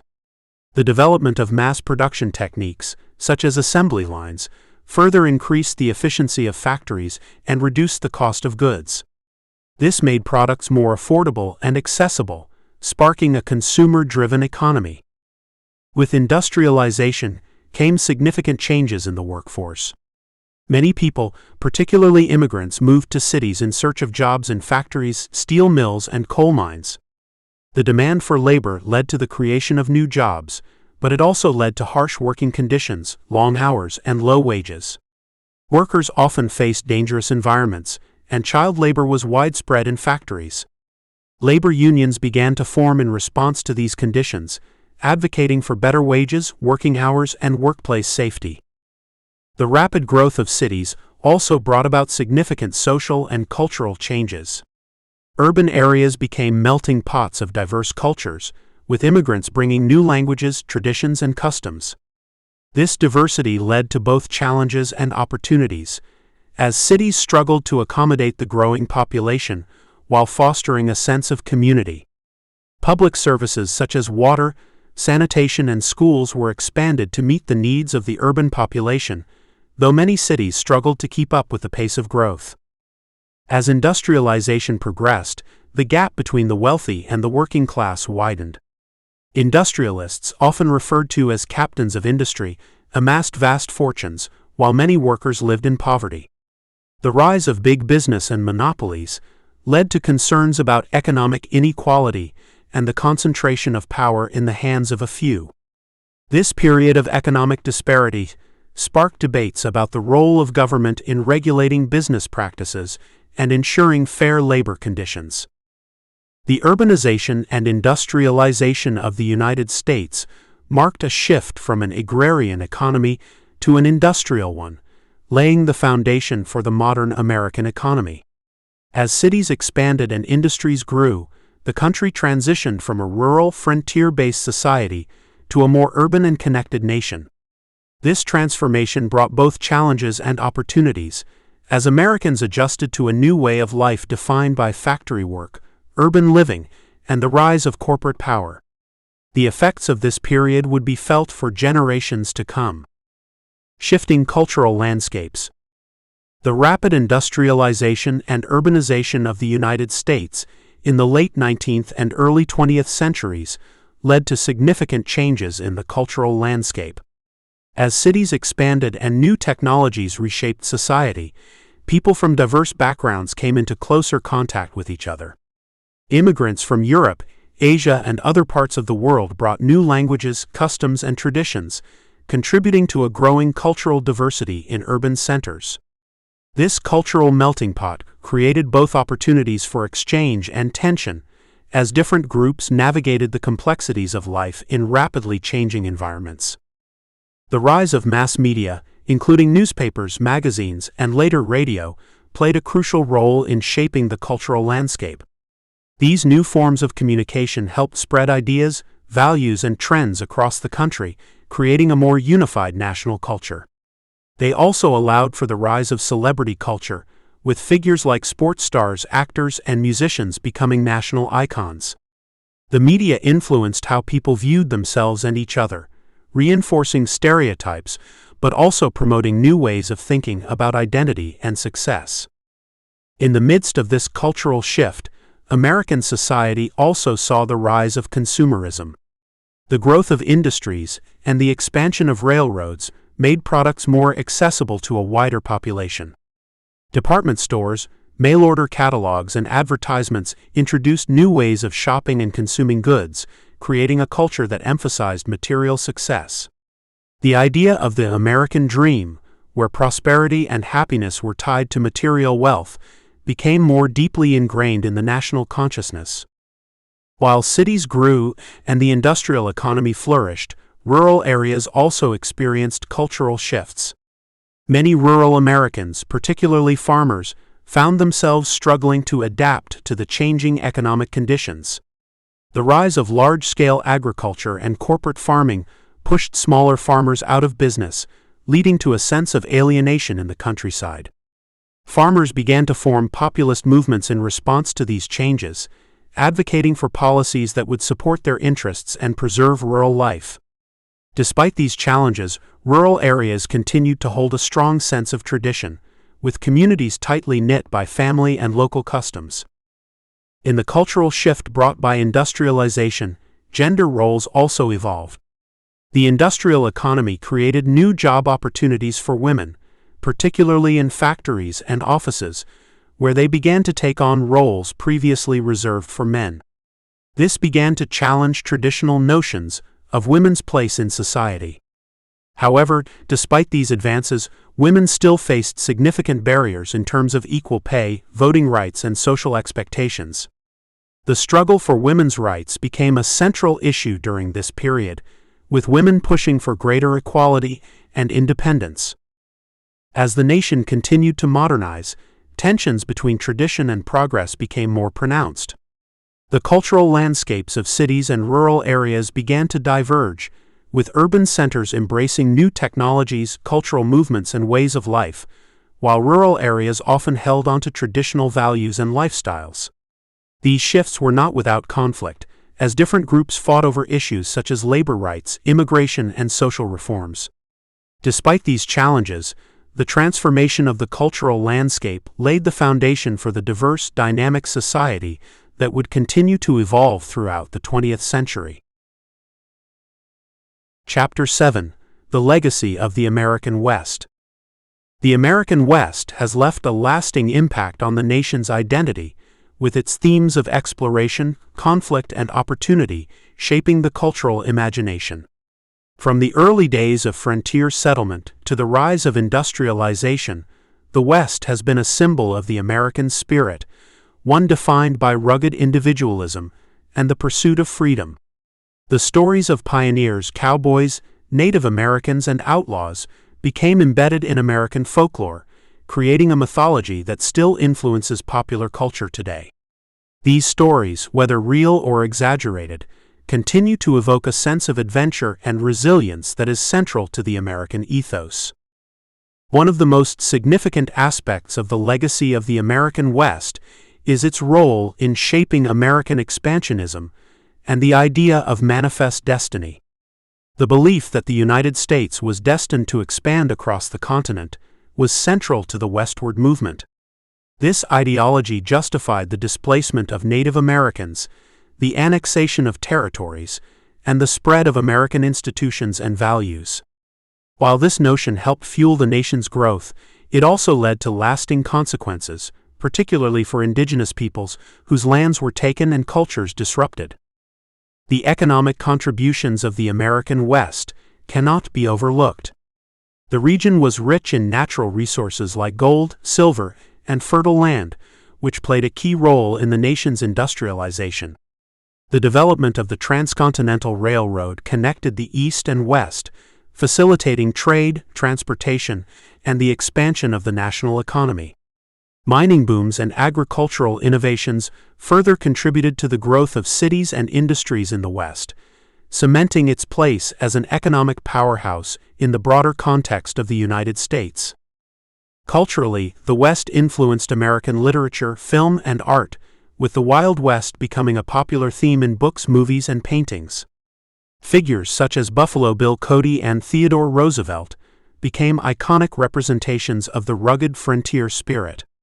The cowboy, once a practical figure in cattle herding and ranching, became an enduring symbol of masculinity, independence, and honor. The mythology of the West, with its tales of bravery and adventure, continues to captivate audiences around the world, shaping perceptions of America in both the past and present. However, the legacy of the American West is also marked by conflict and tragedy. The forced removal of Native American tribes and the violent clashes between settlers and indigenous peoples are central to the history of the West. The impact of these events still resonates today, as Native American communities continue to fight for recognition, land rights, and cultural preservation. The story of the American West is not just one of expansion and success, but also one of loss and resistance, particularly for those who were displaced or marginalized in the process. The modern American West continues to carry the weight of its historical legacy. While it is no longer the untamed frontier it once was, the region still holds a unique place in the nation's collective memory. The West's history of pioneering, conflict, and resilience has shaped American culture, politics, and identity in profound ways. As the nation continues to grow and evolve, the legacy of the American West remains a powerful reminder of the complexities and contradictions that define this formative chapter in American history. Western identity in popular culture. The concept of the American West has been deeply embedded in popular culture, shaping how people around the world view the United States. The myths and realities of the frontier have been romanticized in countless books, movies, and television shows, often portraying the West as a land of rugged individualism, adventure, and heroism. The cowboy, in particular, has become a symbol of the American spirit, embodying ideals of bravery, independence, and justice. This portrayal has influenced not just American identity, but also global perceptions of the United States. Hollywood played a central role in crafting and popularizing the image of the American West. Western films, especially those made during the early 20th century, showcased the drama and excitement of frontier life, highlighting the struggles of settlers, lawmen, outlaws, and Native Americans. These films often portrayed the West as a place of lawlessness, where heroes had to fight for justice. This romanticized version of the West became a template for how Americans, and many others, viewed the frontier, reinforcing themes of good versus evil and individual triumph. Television shows from the 1950s and 1960s further solidified the Western identity in popular culture. Shows like Gunsmoke, Bonanza, and The Lone Ranger brought the Wild West into homes across the country, making the frontier a part of everyday life for many Americans. These programs often followed the adventures of heroic figures who upheld justice in a lawless world. The enduring popularity of these shows helped maintain the Western myth in the public imagination, despite the changing realities of American society. The Western genre also had a significant impact on literature, with authors such as Zane Grey and Louis L'Amour becoming synonymous with frontier stories. These writers helped shape the Western genre, focusing on themes of exploration, survival, and the clash between civilization and the wilderness. Their works often celebrated the pioneering spirit, portraying protagonists who overcame great odds in the unforgiving landscape of the West. These stories were deeply influential in shaping the broader cultural narrative about the American frontier. Despite its romanticized image, the depiction of the West in popular culture has also faced scrutiny in recent years. More critical portrayals have emerged that address the darker aspects of Western history, including the displacement and violence inflicted upon Native American communities. Films and books such as Dances with Wolves and The Revenant offer a more nuanced view of the West, challenging the traditional hero-villain dichotomy and exploring the complexities of race, power, and survival. These works reflect a shift toward a more inclusive understanding of the American West and its legacy. The influence of Western identity in popular culture persists today, with the genre continuing to evolve in film, television, and other forms of media. While the traditional cowboy image may no longer dominate popular culture as it once did, the themes of adventure, exploration, and justice still resonate. Contemporary Westerns often blend old tropes with new perspectives, addressing modern issues while still drawing on the history and mythology of the American frontier. The lasting appeal of the Western genre shows how deeply the identity of the American West is embedded in the national consciousness, continuing to shape American culture and identity. Native American revival and rights movements. In the mid-20th century, Native American communities began to experience a revival of cultural pride and political activism. This resurgence was fueled by a desire to reclaim Native heritage, challenge historical injustices, and fight for better treatment from the U.S. government. The struggle for civil rights, which was gaining momentum in the 1960s, inspired many Native American groups to push for greater recognition and rights. This period marked a shift from assimilationist policies to a broader movement focused on sovereignty, land rights, and cultural preservation. One of the most notable developments was the rise of the American Indian Movement, AIM, founded in 1968. AIM was formed to address issues such as police brutality, discrimination, and the erosion of native lands. The movement's tactics included protests, occupations, and direct action, which brought national attention to Native American struggles. The occupation of Alcatraz Island in 1969 and the Wounded Knee incident in 1973 were among AIM's most high-profile events, highlighting the ongoing injustices faced by Native communities. During this period, Native American activism also focused on the restoration of land rights. Many tribes sought the return of land that had been taken through treaties, forced removals, or illegal actions by the government. Legal battles were waged in an effort to reclaim ancestral territories, and the federal government began to recognize the validity of some of these claims. Landmark legal decisions, such as the Indian Self-Determination and Education Assistance Act of 1975, marked a turning point in federal policy, granting tribes more autonomy and control over their affairs. Cultural revitalization played a significant role in the Native American rights movement. Native communities worked to preserve their languages, traditions, and religious practices, many of which had been suppressed or outlawed in previous decades. Efforts were made to teach younger generations about their heritage through schools, art, and community programs. These cultural movements were a direct response to the historical efforts to erase Native identities, and they helped foster a renewed sense of pride and solidarity within Native American communities. The movement also brought attention to the socioeconomic challenges that Native Americans continued to face. High rates of poverty, unemployment, and poor health care were widespread in many Native communities, often exacerbated by the legacy of colonization. Activists pushed for federal programs and resources to address these issues, advocating for improvements in education, healthcare, and housing. The establishment of programs like the Indian Health Service, IHS, and Native American housing initiatives represented efforts to address these challenges and improve quality of life. The Native American revival and rights movements had a lasting impact on American society, contributing to a broader understanding of indigenous peoples' struggles and rights. While progress was made, the fight for Native American rights continues to this day. The legacy of these movements has paved the way for ongoing advocacy, with Native communities striving for greater self-determination, protection of their lands, and preservation of their cultures. The struggle for justice and equality remains a central theme in the ongoing story of Native American resilience and activism. Preserving the history and heritage. Preserving Native American history and heritage has become a crucial effort for many communities, as it ensures that future generations understand the rich cultural legacies of their ancestors. These efforts have gained more attention in recent decades, especially as Native peoples continue to fight for their rights and recognition. Through museums, cultural centers, and educational programs, Native Americans have worked to protect their traditions, languages, and historical narratives from being forgotten or distorted.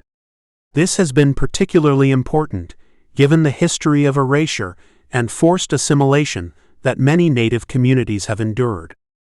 One significant way in which Native American history is preserved is through the documentation and revitalization of Native languages.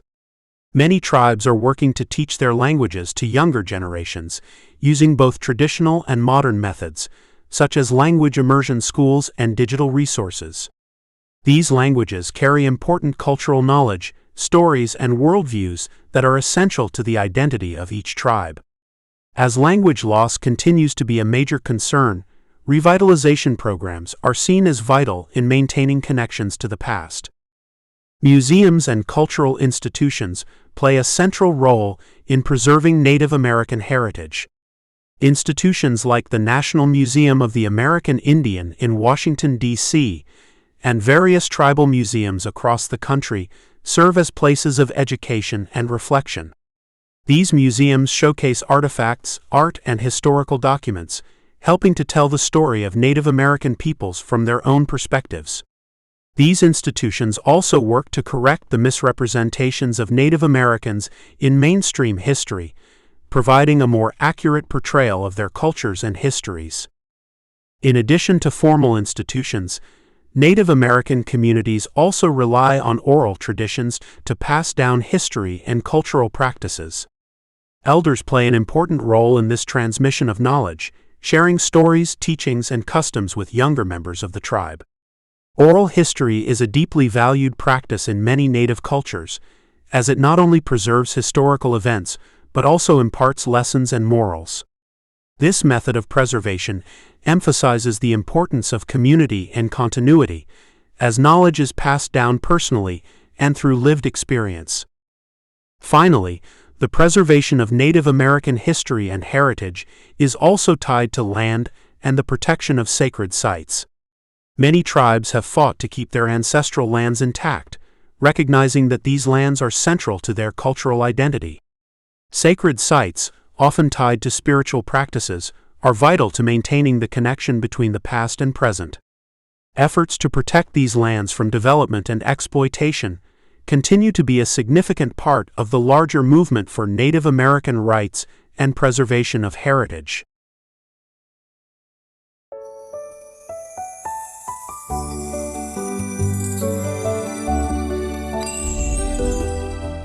The Westward Expansion. How the United States of America Grew from Sea to Shining Sea. Chapter 1: Seeds of a Nation. The end of the American Revolutionary War in 1783 marked a turning point for the young United States. With the Treaty of Paris, Britain recognized American independence and handed over vast lands stretching west of the Appalachian Mountains. These lands, largely unexplored and unsettled by colonists, represented opportunity and uncertainty. The nation was now faced with the challenge of expanding while maintaining unity. The Northwest Ordinance of 1787 was one of the first major steps in organizing this expansion. It created a system for governing new territories and laid out a clear path for them to become states. This ordinance also set a precedent for the orderly settlement of the West. Importantly, it banned slavery in the Northwest Territory, signaling early tensions over the issue. Settlers began moving westward in growing numbers, driven by the promise of fertile land and new beginnings. These pioneers faced harsh conditions, including difficult travel, disease, and conflicts with Native American tribes. Despite the risks, many families took their chances to claim land and start fresh. Their presence laid the groundwork for future development. Land policies like the Land Ordinance of 1785 helped shape this growth by dividing land into plots for sale. This system made land more accessible to ordinary Americans and encouraged organized settlement. It also brought revenue to the federal government. As more settlers moved in, small communities began to emerge. The early expansion was not without conflict. Native American nations resisted the intrusion onto their lands, leading to a series of skirmishes and battles. The U.S. government responded with military force, pushing indigenous peoples further west. These early encounters foreshadowed decades of displacement and violence.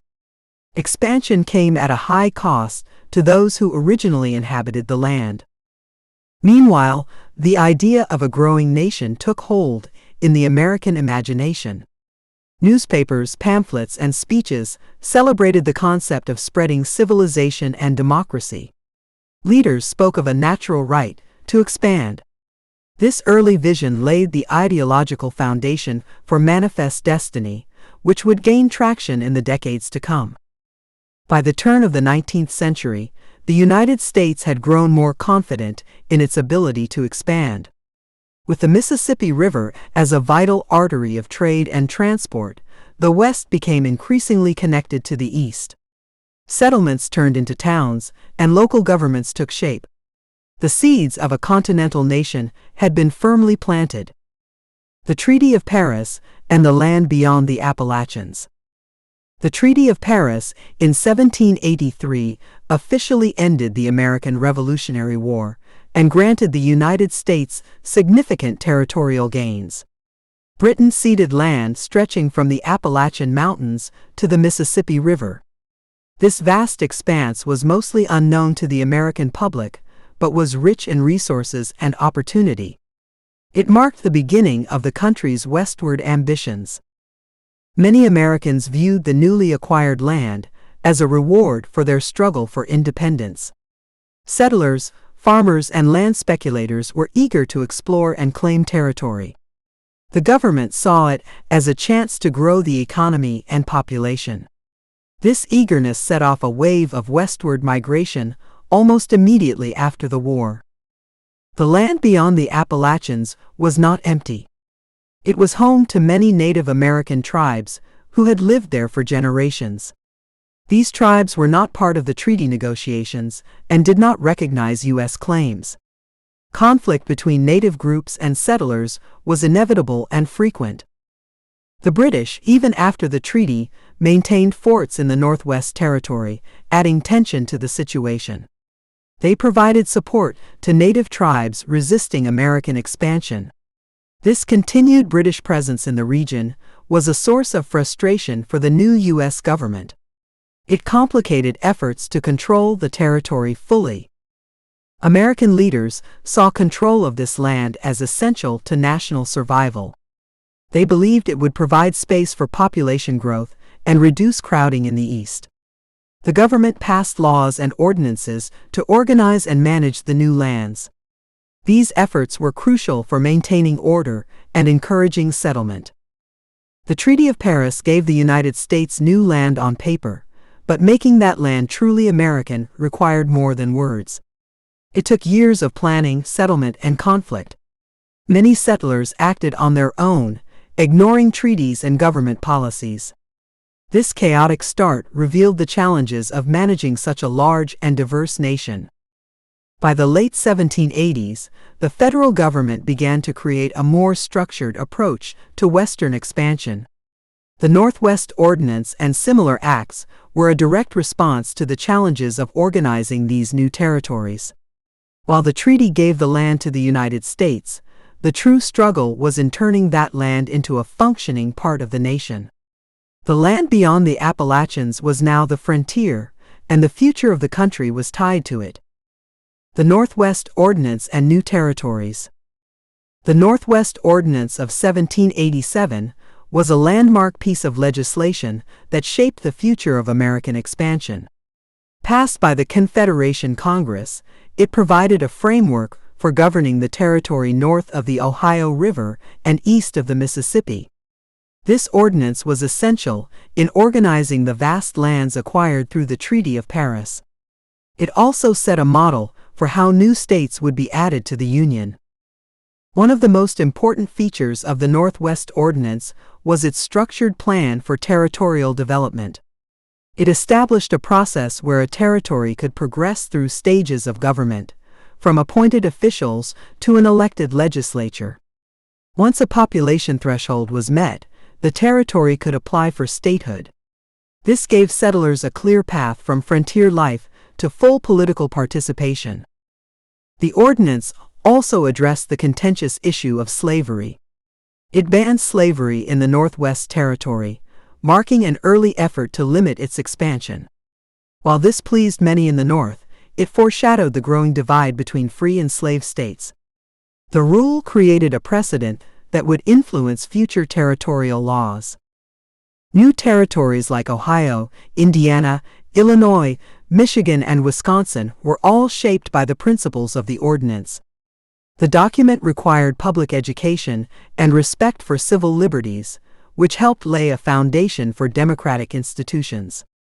As these territories developed, they brought with them the values and structure of the original colonies. This helped ensure consistency in the nation's growth. Despite its benefits, the ordinance also had consequences for Native American tribes living in the region. It ignored their rights and claims to the land, treating the territory as unoccupied. As settlers poured in, conflicts erupted, and the government used military force to suppress resistance. Expansion continued at the expense of indigenous communities. The success of the Northwest Ordinance encouraged the United States to apply similar methods in future expansions. It became a blueprint for transforming wilderness into organized states. The balance between federal oversight and local governance proved to be effective. This model helped maintain unity as the country grew. In the end, the Northwest Ordinance was more than just a legal document. It was a vision for how the United States could grow without losing its identity. It gave structure to expansion and reflected the ideals of liberty and democracy. As the nation looked westward, the ordinance guided its steps into a new era. The role of pioneers and early settlers. Pioneers and early settlers played a crucial role in transforming the western frontier into part of the United States. They were the first to venture beyond the established colonies, often traveling with little more than basic supplies and a dream of owning land. Their presence helped the government solidify claims over the vast territories won after the Revolutionary War. Without them, expansion would have remained only an idea on paper. These settlers came from various backgrounds but shared a determination to start anew. Many were poor farmers seeking better opportunities, while others were tradesmen, former soldiers, or immigrants. The promise of cheap or free land drew thousands westward. Each new homestead or farm established American presence in lands previously dominated by nature and native tribes. Daily life for pioneers was filled with hardship. They built homes from scratch, farmed unfamiliar soil, and had limited access to supplies or medical help. Dangers included disease, harsh weather, and occasional attacks from wild animals or hostile groups. Despite this, many endured and formed close-knit communities that would become the seeds of future towns. Pioneers often relied on cooperation to survive. They helped each other raise barns, harvest crops, and protect against threats. Social bonds formed quickly, and churches, schools, and local governments followed. These efforts helped build a sense of identity and stability in the new territories. The movement of settlers also had major effects on Native American tribes. As more land was claimed and developed, indigenous peoples were pushed from their ancestral homes. Some tribes signed treaties under pressure, while others resisted. This friction led to a cycle of conflict that persisted throughout the westward expansion. Despite these conflicts, settlers continued to pour into the West, encouraged by land grants and promises from the government. Their presence laid the groundwork for infrastructure like roads, canals, and eventually railroads. Their influence extended beyond farming. They shaped local politics and helped territories transition into states. The pioneers' efforts helped fulfill the vision of a coast-to-coast nation. They were more than just settlers, they were builders of a new American society. Their resilience and determination created the framework for expansion. As the United States grew, their legacy became an essential part of the country's history. Chapter 2: Louisiana and the Great Unknown. The Louisiana Purchase in 1803 was one of the most significant land acquisitions in American history. President Thomas Jefferson negotiated the deal with France, effectively doubling the size of the United States. The land stretched from the Mississippi River to the Rocky Mountains and from the Gulf of Mexico to Canada. This bold move opened up a vast, unexplored territory filled with promise and mystery. At the time, the purchase was controversial because Jefferson was unsure if the Constitution allowed such an act. Despite his concerns, the opportunity was too great to ignore. For $15 million, the U.S. secured more than 800,000 square miles of land. It was a bargain that transformed the nation's future overnight. Few Americans knew what lay in the newly acquired region. Much of it was unexplored wilderness, inhabited by Native American tribes and claimed by various European powers.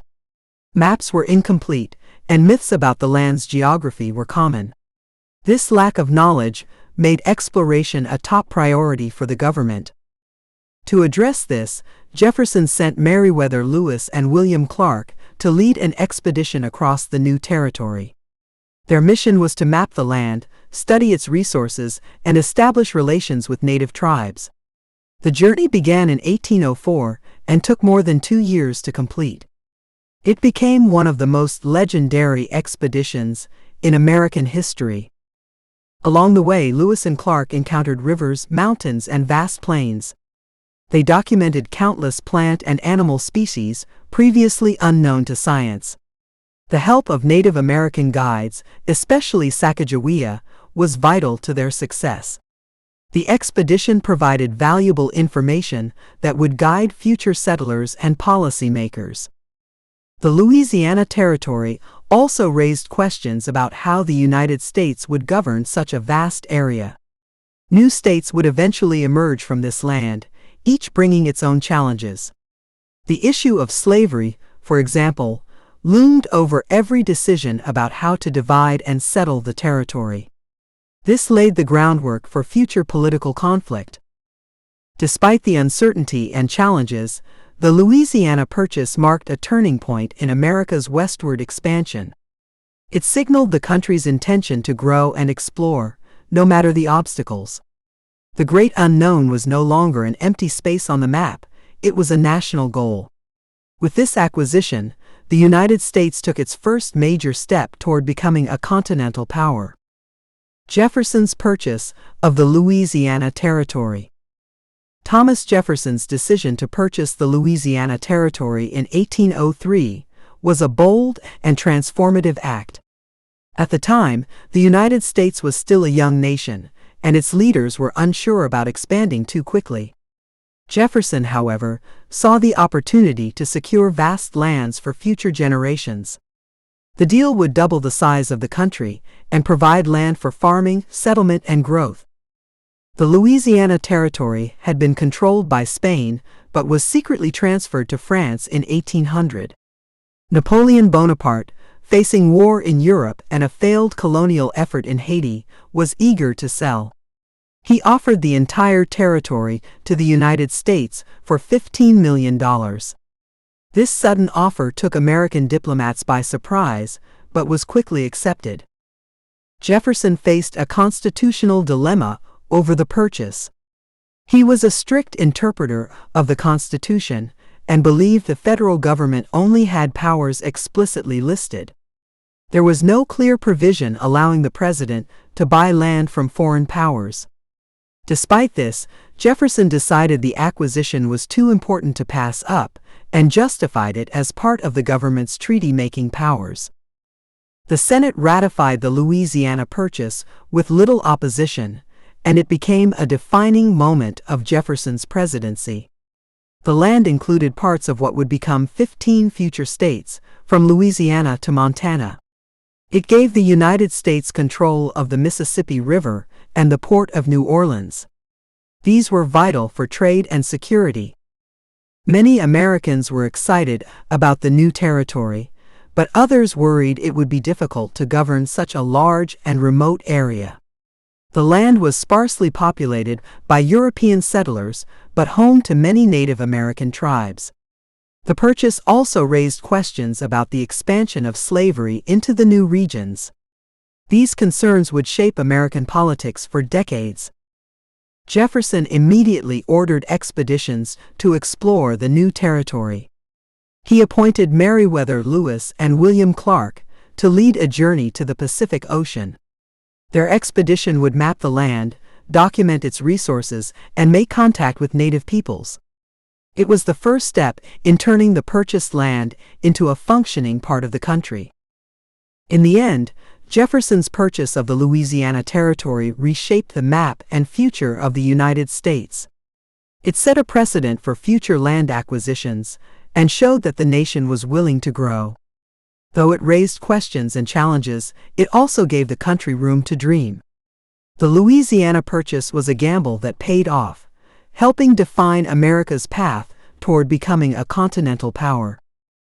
The Lewis and Clark Expedition. The Lewis and Clark Expedition was launched in 1804 after the Louisiana Purchase to explore the vast, uncharted land west of the Mississippi River. President Thomas Jefferson selected Meriwether Lewis, his personal secretary, to lead the expedition. Lewis chose his friend William Clark to share command. Together, they were tasked with mapping the territory, studying its natural resources, and finding a route to the Pacific Ocean. The journey began in St. Louis, Missouri, and would take over 2 years to complete. The expedition followed the Missouri River, traveling by keelboat and canoe. The crew, known as the Corps of Discovery, included soldiers, hunters, interpreters, and a dog named Seaman. They faced dangerous terrain, unpredictable weather, and limited supplies throughout the trip. A key figure in the expedition was Sacagawea, a Shoshone woman who joined the group with her infant son. Her knowledge of the land and her ability to communicate with Native American tribes proved essential. Sacagawea's presence also signaled peaceful intentions, helping the expedition avoid conflict. Her contributions were vital to the success of the mission. Throughout their journey, Lewis and Clark recorded detailed notes on geography, plant life, and animal species. They discovered and described over 100 new species of plants and animals. Their maps were the most accurate of the region at the time and greatly improved understanding of the American West. The information gathered was shared with the public and the government upon their return. Encounters with Native American tribes were frequent and varied. Some meetings were peaceful and included exchanges of gifts and information, while others were tense and required careful negotiation. The Corps often depended on the hospitality and guidance of Native groups to survive. These interactions revealed the complexity of Native cultures and the importance of diplomacy on the frontier. The expedition finally reached the Pacific Ocean in 1805 after crossing the Rocky Mountains. The group spent the winter near present-day Astoria, Oregon, before beginning their return journey in 1806. The return trip was quicker, but still filled with challenges. By the time they arrived back in St. Louis, they had traveled nearly 8,000 miles. The Lewis and Clark Expedition was a landmark event in American history. It provided valuable information about the West and inspired further exploration and settlement. The journey demonstrated the potential of the Louisiana Territory and helped spark the nation's imagination. Their legacy lived on in the maps, journals, and stories that opened the door to westward expansion. Encounters with native tribes and new landscapes. As Lewis and Clark pushed deeper into the uncharted territory, one of the most critical parts of their journey involved encounters with Native American tribes. Each tribe they met had its own language, customs, and political structure. The explorers often relied on gestures, interpreters, and trade to communicate. Some tribes welcomed them warmly, while others were cautious or suspicious. Diplomacy was a major goal of the expedition, and Jefferson had instructed Lewis and Clark to establish peaceful relations. They brought gifts like beads, knives, and medals to present as tokens of goodwill. These items were used to demonstrate the power and friendliness of the U.S. government. In return, the tribes shared food, guidance, and critical knowledge about the terrain. One of the most helpful relationships was with the Mandan and Hidatsa tribes in present-day North Dakota. The Corps of Discovery spent the winter with them in 1804 to 1805, building a fort and learning about survival in harsh conditions.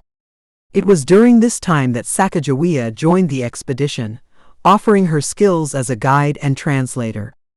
The winter was a turning point in preparing for the harder parts of the journey ahead. Beyond human encounters, the landscapes the expedition traveled through were both breathtaking and dangerous. They saw endless plains, thick forests, and powerful rivers. As they continued westward, the land became more rugged, especially when they reached the Rocky Mountains. Crossing these high peaks was one of the greatest challenges they faced. The group also encountered wildlife they had never seen before. Bison, grizzly bears, and prairie dogs were among the new animals documented. These discoveries thrilled Jefferson and the scientific community back east. The team made careful notes and drawings, contributing to early American knowledge of the natural world. As they neared the Pacific, they met coastal tribes with different lifestyles and cultures from the Plains tribes. These groups relied more on fishing and lived in permanent wooden structures. The contrast in traditions and environments gave Lewis and Clark a deeper understanding of the continent's diversity. They realized just how vast and varied the land truly was. These encounters with native tribes and new landscapes made the expedition more than a geographic mission. It was also a journey through the cultural and environmental richness of North America. The relationships built and the observations recorded became part of the country's growing identity. Lewis and Clark's experiences showed that expansion would require not just courage, but understanding. Chapter 3: Trails into the Frontier. As the United States pushed further west, trails became the lifelines that connected settlers to the unknown frontier. These rough paths carved through forests, across rivers, and over vast plains. Each trail served as a road of hope for families seeking new beginnings. The journey was long and grueling, but for many, the promise of land and opportunity made it worth the risk. The most famous of these was the Oregon Trail, a route stretching over 2,000 miles from Missouri to the Pacific Northwest. It began as a fur trading path and soon became a major route for thousands of pioneers. Along the way, travelers faced challenges such as disease, wagon accidents, and unpredictable weather. Despite the dangers, the trail offered a clear route to the fertile lands of Oregon. Other trails like the Santa Fe Trail and the California Trail also played key roles in westward migration. The Santa Fe Trail opened trade with Mexico and helped create economic ties across the continent. The California Trail led fortune seekers west during the gold rush of 1849. Each trail had its own set of risks and rewards, shaping different regions of the expanding nation. Travel along these trails was slow and uncertain. Most settlers traveled in wagon trains, moving together for protection and support. They carried all their possessions, often having to make difficult choices about what to leave behind. The journey could take months, and many didn't survive the trip due to illness or lack of supplies. The people who followed these trails came from all walks of life. Some were farmers in search of better land, while others were escaping debt or seeking religious freedom.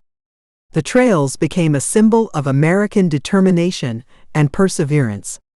Each wagon on the path told a story of hope, struggle, and the dream of a better future.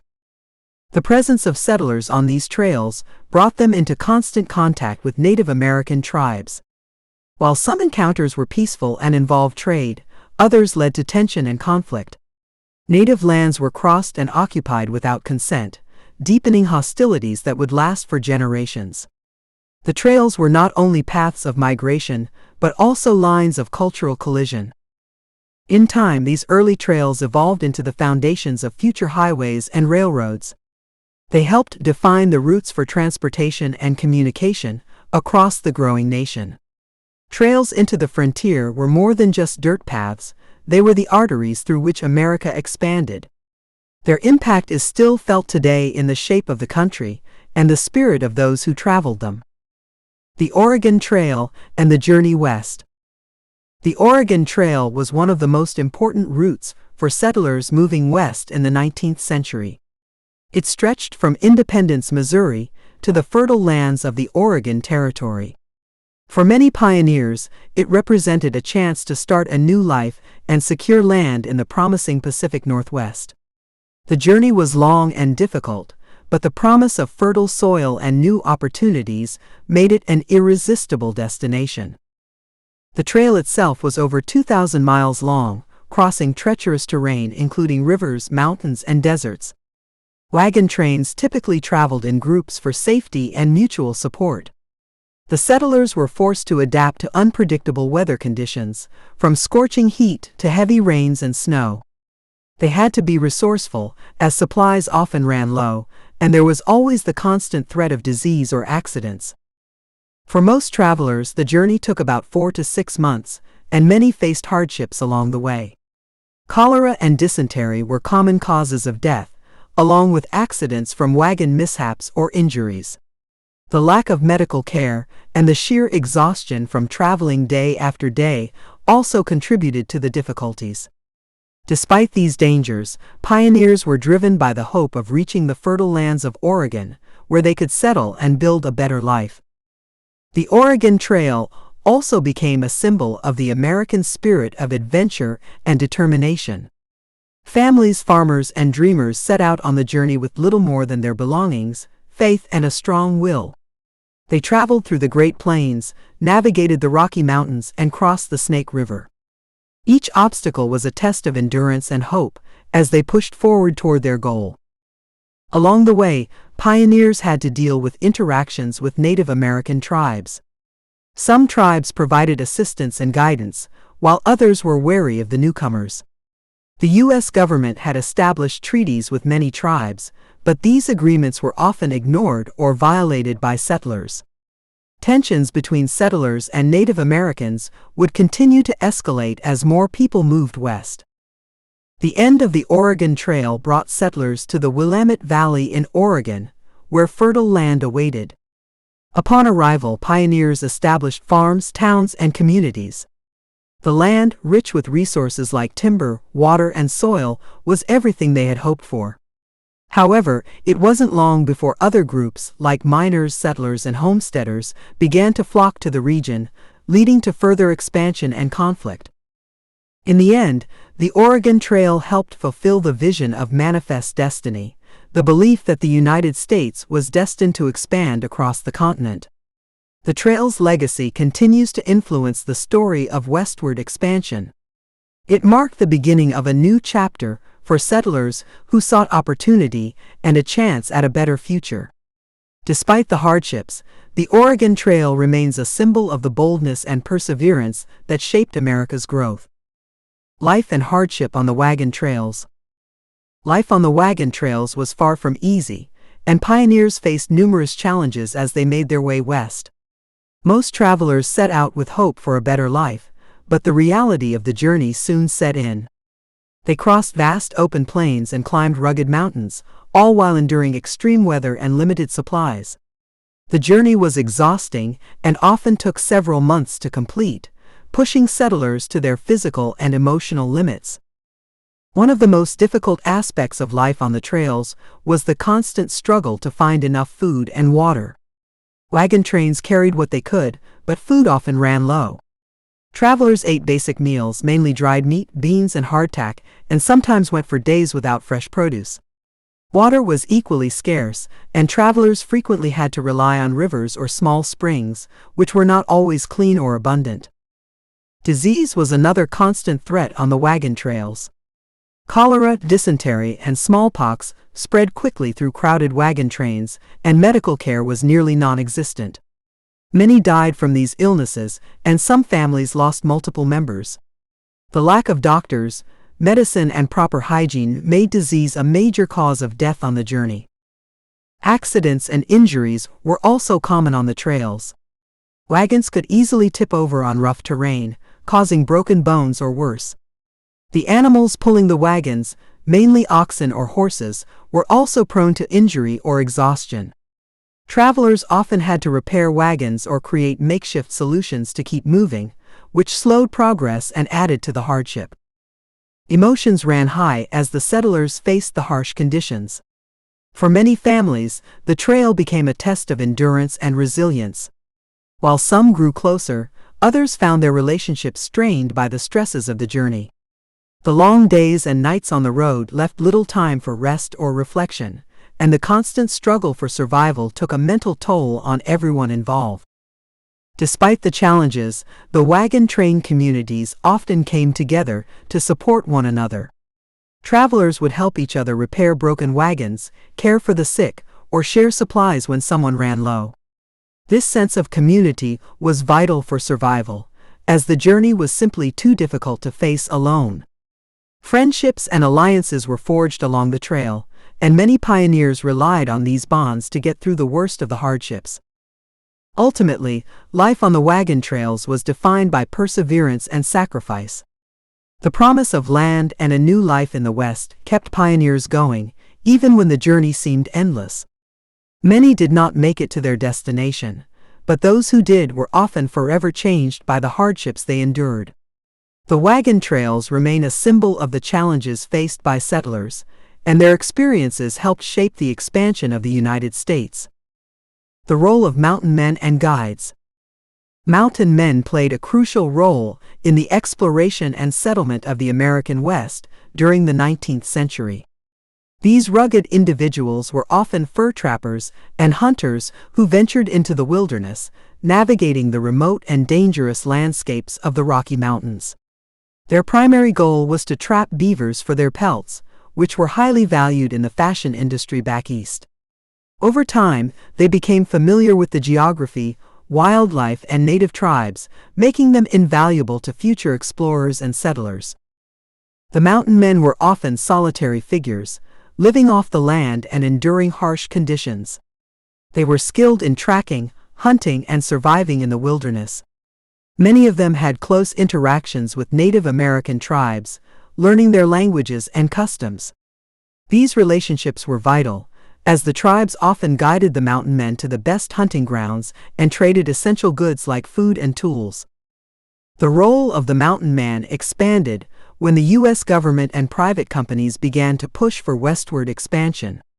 Their knowledge of the land and survival skills made them ideal candidates for guiding settlers, explorers, and military expeditions. Guides like Jim Bridger, Kit Carson, and John C. Fremont were instrumental in helping pioneers navigate the treacherous mountain passes and find safer routes for travel. In addition to guiding, mountain men also helped establish trails that would later be used by settlers.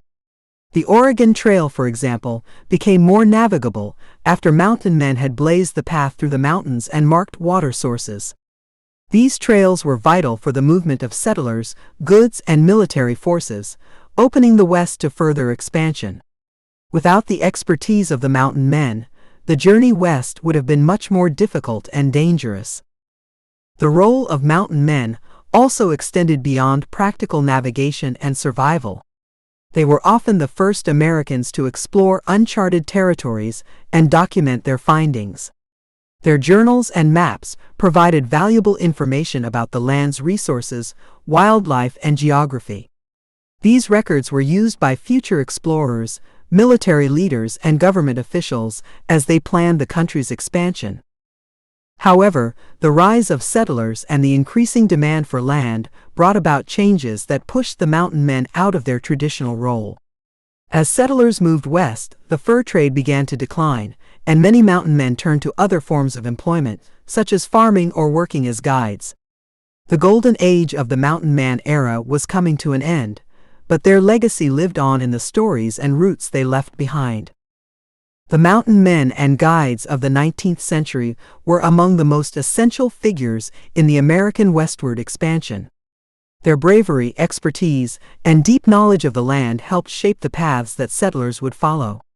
While their way of life faded, their contributions to the settlement of the West remain an enduring part of the nation's history. The mountain men were the first pioneers of the wilderness, and their impact would continue to influence the development of the American frontier. Chapter 4: Manifest Destiny. Manifest destiny was the belief that it was America's divine right and duty to expand across the North American continent. This idea gained momentum in the 19th century, fueled by a combination of nationalism, religious fervor, and economic opportunity. Many Americans believed that the United States was destined to spread its ideals of democracy, freedom, and civilization from the Atlantic to the Pacific. This belief justified the removal of Native American tribes and the annexation of vast territories. The term manifest destiny was first coined by journalist John L. O'Sullivan in 1845, who argued that it was inevitable for the United States to expand westward. Supporters of the idea saw it as part of a larger mission to spread democracy and Protestant values. They viewed the United States as the leading example of freedom in a world dominated by monarchies and oppressive regimes. To them, expansion was seen as a way to bring progress and civilization to the savage lands of the West. This belief was closely tied to the concept of American exceptionalism, the idea that the United States was uniquely positioned to lead the world. The westward push became a moral crusade for many, who saw it as the nation's destiny to bring order to the untamed frontier. This belief helped justify the annexation of Texas, the acquisition of Oregon, and the eventual takeover of California and much of the Southwest. It fueled a sense of national pride and purpose. The impact of manifest destiny was not just political, but also deeply cultural. It promoted the idea that Americans had a right to claim land, regardless of who already lived there. This led to the forced relocation of Native American tribes through policies like the Indian Removal Act.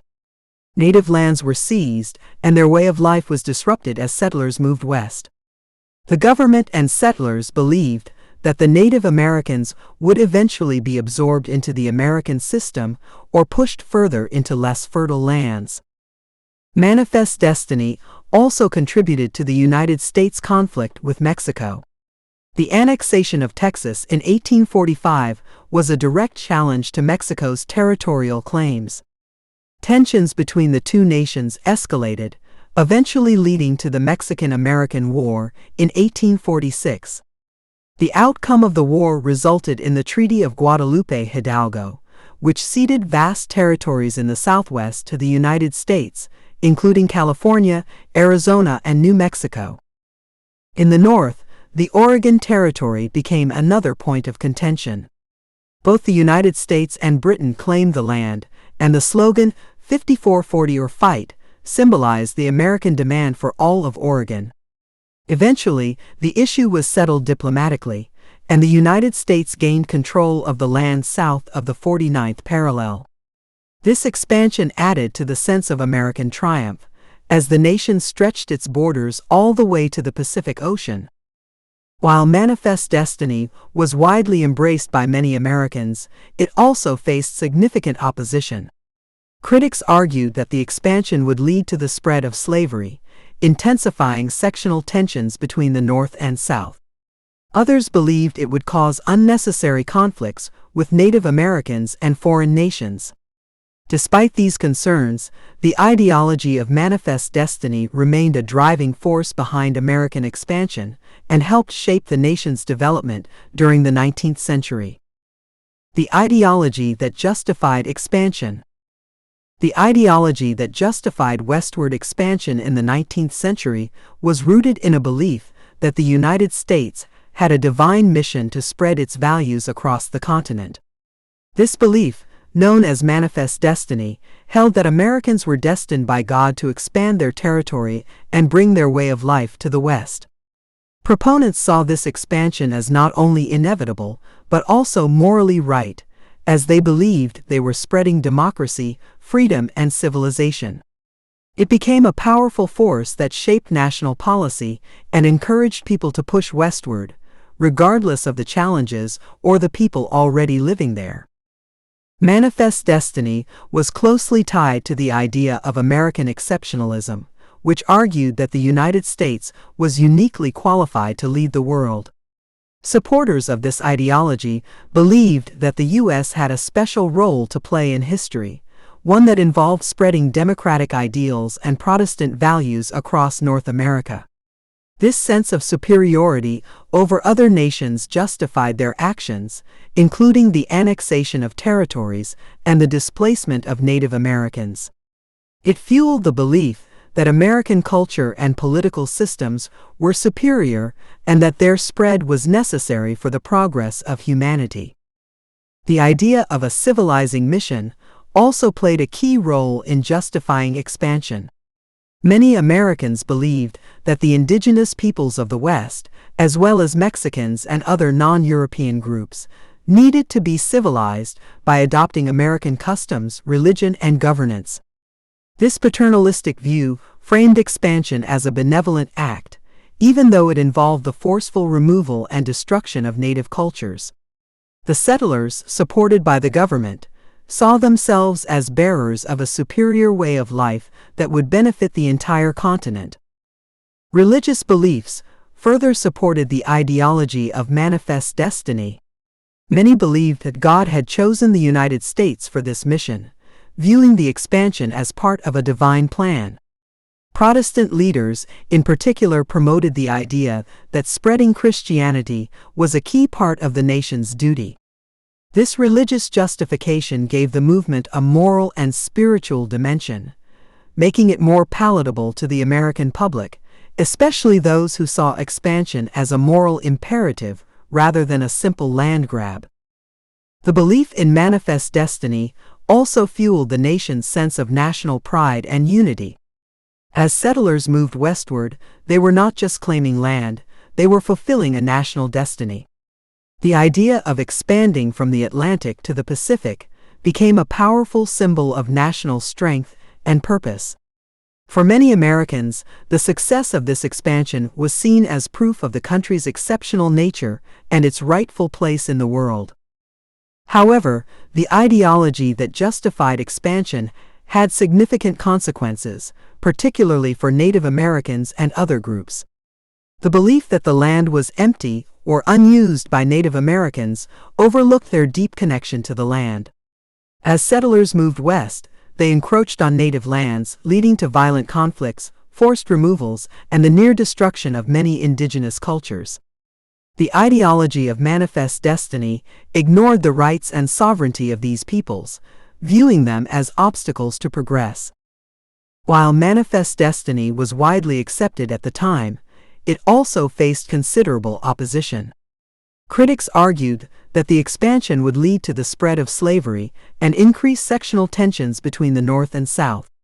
Others believed that the United States should focus on consolidating what it already had, rather than seeking more territory. Despite these challenges, the ideology of manifest destiny played a central role in shaping the course of American history, driving the nation toward the Pacific and influencing its policies well into the 19th century. Annexation of Texas and tensions with Mexico. The annexation of Texas was one of the most significant events in the westward expansion of the United States. In 1836, Texas declared its independence from Mexico, sparking a conflict that would last for nearly a decade. Texas sought to join the United States, but Mexico opposed this move, viewing Texas as part of its territory. Despite the challenges, Texas managed to establish itself as an independent republic, but its survival was precarious without the support of a larger nation like the United States. The desire to annex Texas was fueled by the growing belief in manifest destiny, the idea that the United States was destined to expand across the continent. Many Americans viewed Texas as a natural extension of U.S. territory and were eager to add it to the Union. The annexation of Texas was seen as a way to fulfill the nation's destiny and secure more land for settlement, especially as settlers were already flocking to Texas. The idea of a vast American empire stretched from the Atlantic to the Pacific, and Texas was seen as a key part of that vision. However, annexing Texas was not without controversy. One of the biggest concerns was the issue of slavery. Texas had legalized slavery, and its admission into the Union would upset the delicate balance between free and slave states. This created political tension, particularly in the North, where many feared that adding Texas would give more power to the South and increase the influence of slavery in the nation. The debate over Texas's annexation exacerbated the sectional divides that were already forming between the North and South. Mexico's response to the annexation of Texas was swift and aggressive. The Mexican government had never recognized Texas's independence, and it saw the annexation as a direct affront to its sovereignty. Relations between the United States and Mexico had already been tense, and the annexation pushed them to the brink of war. Mexico severed diplomatic ties with the United States, and tensions along the border escalated rapidly. In 1846, the U.S. and Mexico found themselves on the brink of war when an armed conflict broke out over the disputed border between Texas and Mexico. Mexico claimed that the southern border of Texas was the Nueces River, while the United States maintained that it extended to the Rio Grande. President James K. Polk, a strong supporter of westward expansion, saw this as an opportunity to push for further territorial gains and ordered U.S. troops to the disputed area, which led to skirmishes. The outbreak of violence between American and Mexican forces led to the Mexican-American War. The war lasted from 1846 to 1848, with U.S. forces ultimately emerging victorious.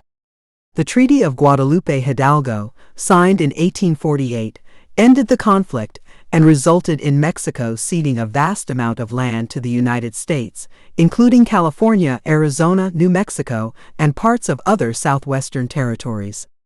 This acquisition, known as the Mexican Cession, significantly expanded U.S. territory and set the stage for further westward settlement. The annexation of Texas and the subsequent war with Mexico were defining moments in the history of the United States. It exemplified the growing tensions over slavery, territorial expansion, and the nation's relationship with its neighbors. While the annexation of Texas fulfilled the vision of manifest destiny for many Americans, it also deepened divisions within the country, leading to future conflicts and shaping the trajectory of American history for decades to come. Border disputes and the Oregon Territory. The border disputes between the United States and foreign powers in the 19th century were critical in shaping the nation's westward expansion. One of the most significant disputes was over the Oregon Territory, a vast region that both the United States and Britain claimed. The Oregon Territory stretched from the modern-day northern border of California up to the southern border of Alaska. Both the U.S. and Britain had competing interests in the land, with Americans pushing for annexation and Britain seeking to maintain its influence in the region. The slogan, 5440 or Fight, became emblematic of American demands for the entire Oregon Territory. This phrase referred to the northern latitude of 54 degrees 40 minutes, the northernmost point of the land claimed by the U.S. Many Americans believed that they had a right to the entire territory, and the call for expansion was a rallying cry for those eager to fulfill manifest destiny. The issue of Oregon became a central point of contention during the 1844 presidential election, with expansionist policies gaining support among voters. Britain, however, had its own interests in the region. The British had established strong trading ties with Native American tribes in the Pacific Northwest and had a significant presence in the region. While Britain did not have the same sense of entitlement to the land as Americans, they were reluctant to cede the territory without negotiation. The situation became a diplomatic challenge, with both nations trying to avoid war while pursuing their territorial ambitions. The Oregon Territory dispute was further complicated by the fact that many settlers had already begun moving west to the region. American pioneers, drawn by the promise of fertile land and new opportunities, had been migrating along the Oregon Trail since the early 1840s. These settlers established communities and cultivated the land, making American claims to the region more grounded. The growing American presence in Oregon put pressure on the government to assert its claims and secure the region for future expansion. The United States government, under President James K. Polk, took a strong stance on the issue, determined to secure Oregon for the U.S. However, Polk was also aware of the need to avoid war with Britain. His administration pursued negotiations with Britain to settle the border dispute, and in 1846, both sides agreed to a compromise. The Oregon Treaty set the boundary between British Canada and the United States at the 49th parallel, with the U.S. gaining control of the southern portion of the Oregon Territory. The compromise was celebrated by many Americans as a victory, though it did not fulfill the more extreme demands for the entirety of the Oregon Territory. The agreement allowed both nations to avoid conflict, and the United States was able to claim the land without military confrontation. The Oregon Territory was formally incorporated into the United States, providing more land for settlers and contributing to the westward expansion that defined the era. In the long term, the settlement of the Oregon border dispute helped define the U.S.-Canada border and marked a significant step in the fulfillment of Manifest Destiny. The successful acquisition of Oregon not only provided fertile land for settlers, but also solidified the United States' position on the Pacific coast. It was a clear indication that the nation's expansionist ambitions were well underway, and that the U.S. was on its way to becoming a continental power. Chapter 5: War and the Shaping of Borders. War played a central role in the shaping of the United States borders during the 19th century. As the nation expanded westward, conflicts with foreign nations and Native American tribes became inevitable. The pursuit of territory often led to violent confrontations, with war seen as a means to secure land and fulfill the ideology of Manifest Destiny. These wars not only defined the physical boundaries of the United States, but also had profound social and political consequences.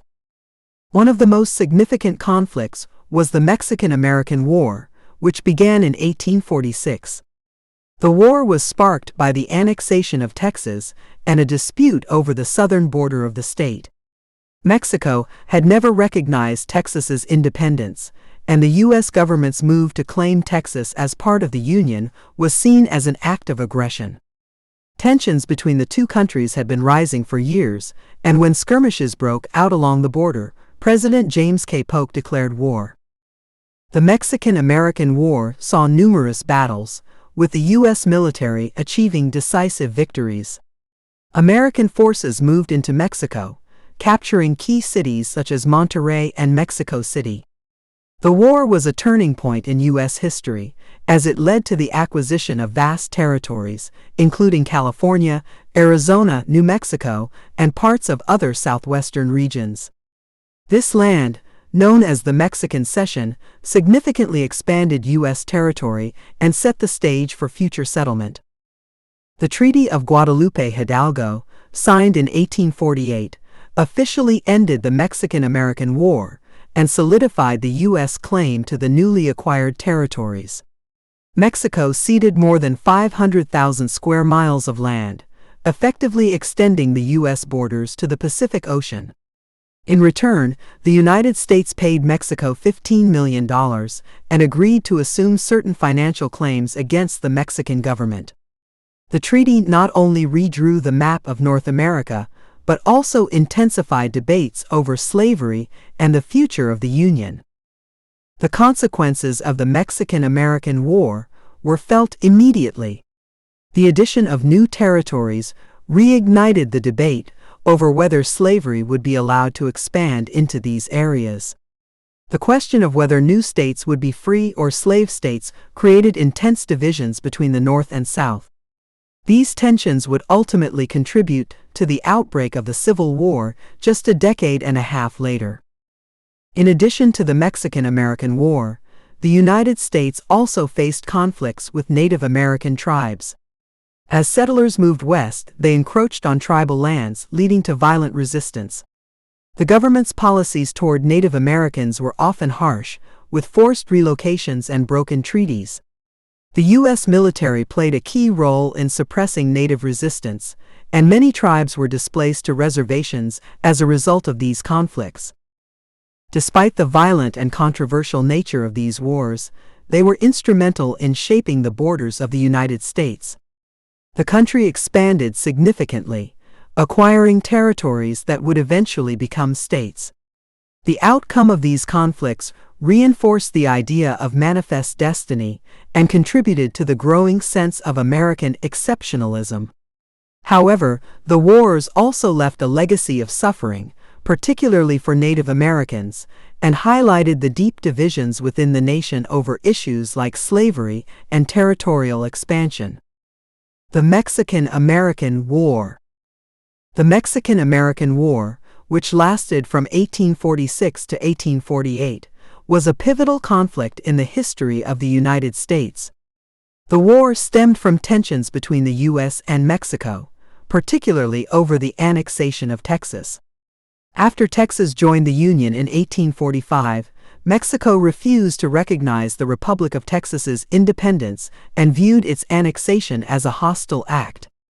The dispute over the southern border of Texas further escalated tensions, with Mexico claiming the Nueces River as the border and the U.S. asserting it was the Rio Grande.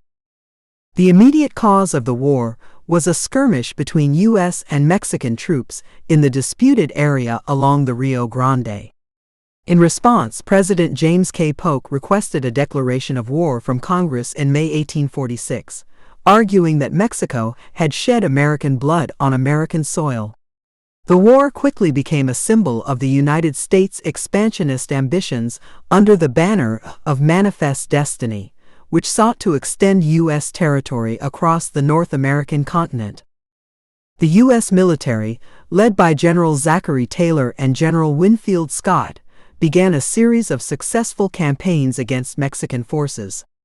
The American forces quickly gained control of key cities such as Monterrey, and then marched into Mexico itself, capturing the capital, Mexico City, in September 1847. The war was marked by a series of significant battles, many of which were fought in difficult terrain, showcasing the determination and resilience of U.S. forces. Though the war was militarily successful for the United States, it was not without controversy. Many Americans, particularly those in the North, opposed the war, seeing it as an attempt to expand slavery into new territories. The conflict further divided the nation, with abolitionists arguing that the war was driven by Southern interests that sought to extend slavery's reach. Critics of the war also accused President Polk of provocation and questioned the morality of a war fought over territorial gain.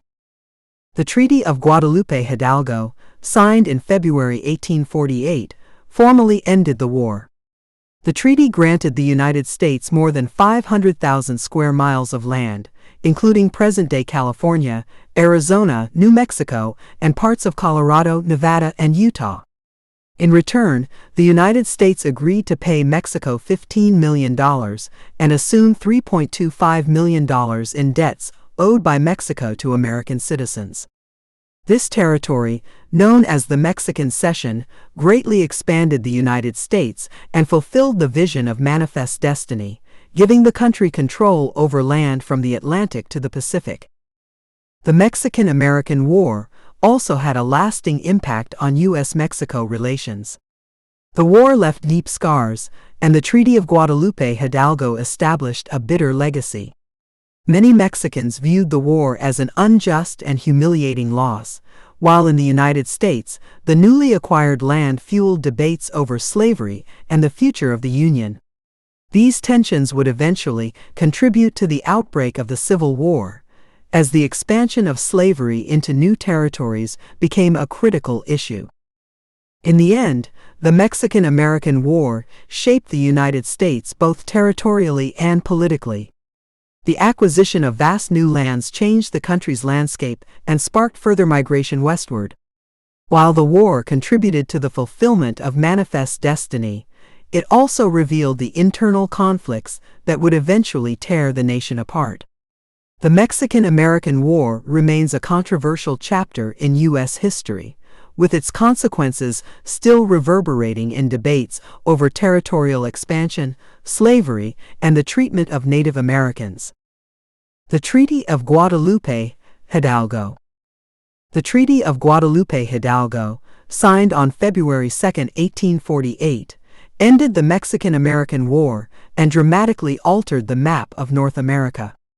It marked the end of nearly 2 years of conflict between the United States and Mexico, following the annexation of Texas and the disputes over borders. The treaty's terms were heavily in favor of the United States, as it resulted in Mexico ceding over half of its territory to the U.S. This territory included present-day California, Arizona, New Mexico, and parts of several other states, significantly expanding U.S. landholdings. In return for the vast amount of land, the United States agreed to pay Mexico $15 million and assume over $3 million in debts owed to American citizens. While this may have seemed generous, it was a small price compared to the value of the land acquired. The Treaty of Guadalupe Hidalgo was an essential part of the United States' vision of manifest destiny, which sought to extend the nation's borders from the Atlantic to the Pacific. The acquisition marked a new chapter in U.S. territorial expansion and confirmed the country's dominant position in North America. The treaty also included protections for Mexican citizens living in the ceded territories. Article 8 of the treaty promised that they would have the right to keep their property and practice their religion freely. However, the reality for many Mexicans was different, as the United States struggled to honor these promises. The new U.S. government policies often discriminated against the Mexican population, and many were pushed off their land, leading to a long history of social and economic struggles for Mexican Americans in the newly acquired territories. The border between the United States and Mexico was clearly defined by the treaty, with the Rio Grande being established as the boundary for Texas. This clarified the border dispute that had contributed to the war in the first place. However, the new border also led to tensions in the future, particularly regarding the question of slavery in the newly acquired territories. The Treaty of Guadalupe Hidalgo did not resolve the divisive issue of whether slavery would be permitted in the new lands, which would become a major point of contention leading up to the Civil War. The treaty had long-lasting effects on U.S.-Mexico relations, leaving a legacy of bitterness and mistrust between the two countries. Many Mexicans viewed the treaty as a humiliating loss and a result of U.S. aggression and expansionism. In the United States, the treaty was hailed by many as a victory, fulfilling the vision of manifest destiny, but it also sparked a debate about the ethics of the war and the treatment of Mexico. The conflict and its aftermath created a tension that would shape relations between the two nations for decades. The Treaty of Guadalupe Hidalgo also had profound implications for Native American tribes in the southwestern United States. Many tribes, including the Navajo and Apache, found themselves caught in the middle of shifting borders and new political realities. U.S. policies toward Native Americans in the newly acquired territories often led to displacement, violence, and forced relocations. These struggles were a direct result of the broader changes brought about by the treaty and the expansion of U.S. territory. Ultimately, the Treaty of Guadalupe Hidalgo cemented the United States' position as a continental power. It expanded U.S. territory by over 500,000 square miles, laying the foundation for future development and settlement in the West. However, the treaty's long-term consequences were complex, as it sowed the seeds for future conflict over issues like slavery, Native American rights, and U.S.-Mexico relations.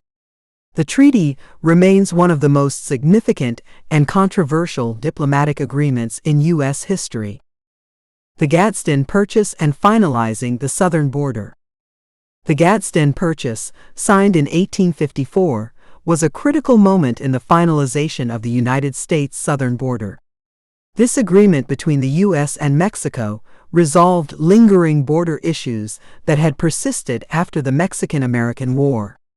The U.S. purchased a strip of land from Mexico, primarily located in present-day southern Arizona and New Mexico, for $10 million. The acquisition was aimed at securing a route for a southern transcontinental railroad, which would facilitate travel and trade between the eastern and western parts of the United States. The land acquired through the Gadsden Purchase was seen as necessary for the completion of a rail line that would connect the southern U.S. to the Pacific coast. Railroad engineers believed that a route through this area would be the most efficient path. The purchase thus served both a practical and strategic purpose, as it addressed the need for improved transportation infrastructure in the rapidly expanding nation. The Gadsden Purchase was part of a broader vision to modernize the U.S. and secure its place as a growing continental power. While the Gadsden Purchase is often overshadowed by earlier territorial acquisitions, it was still significant in shaping the borders of the United States. The purchase helped to clarify the boundary between the U.S. and Mexico in the southernmost region.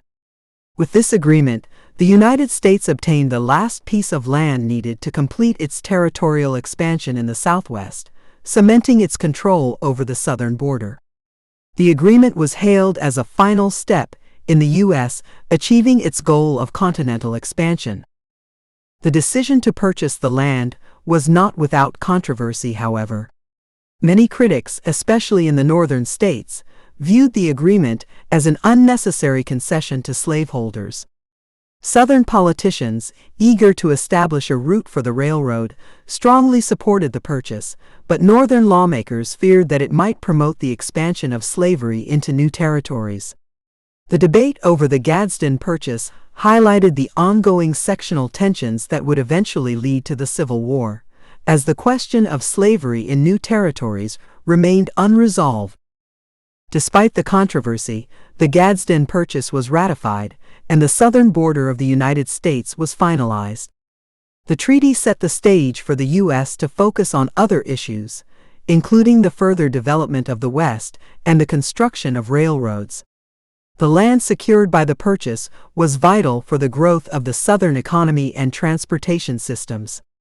In the years following the acquisition, the railroad projects advanced, further connecting the western and eastern parts of the country.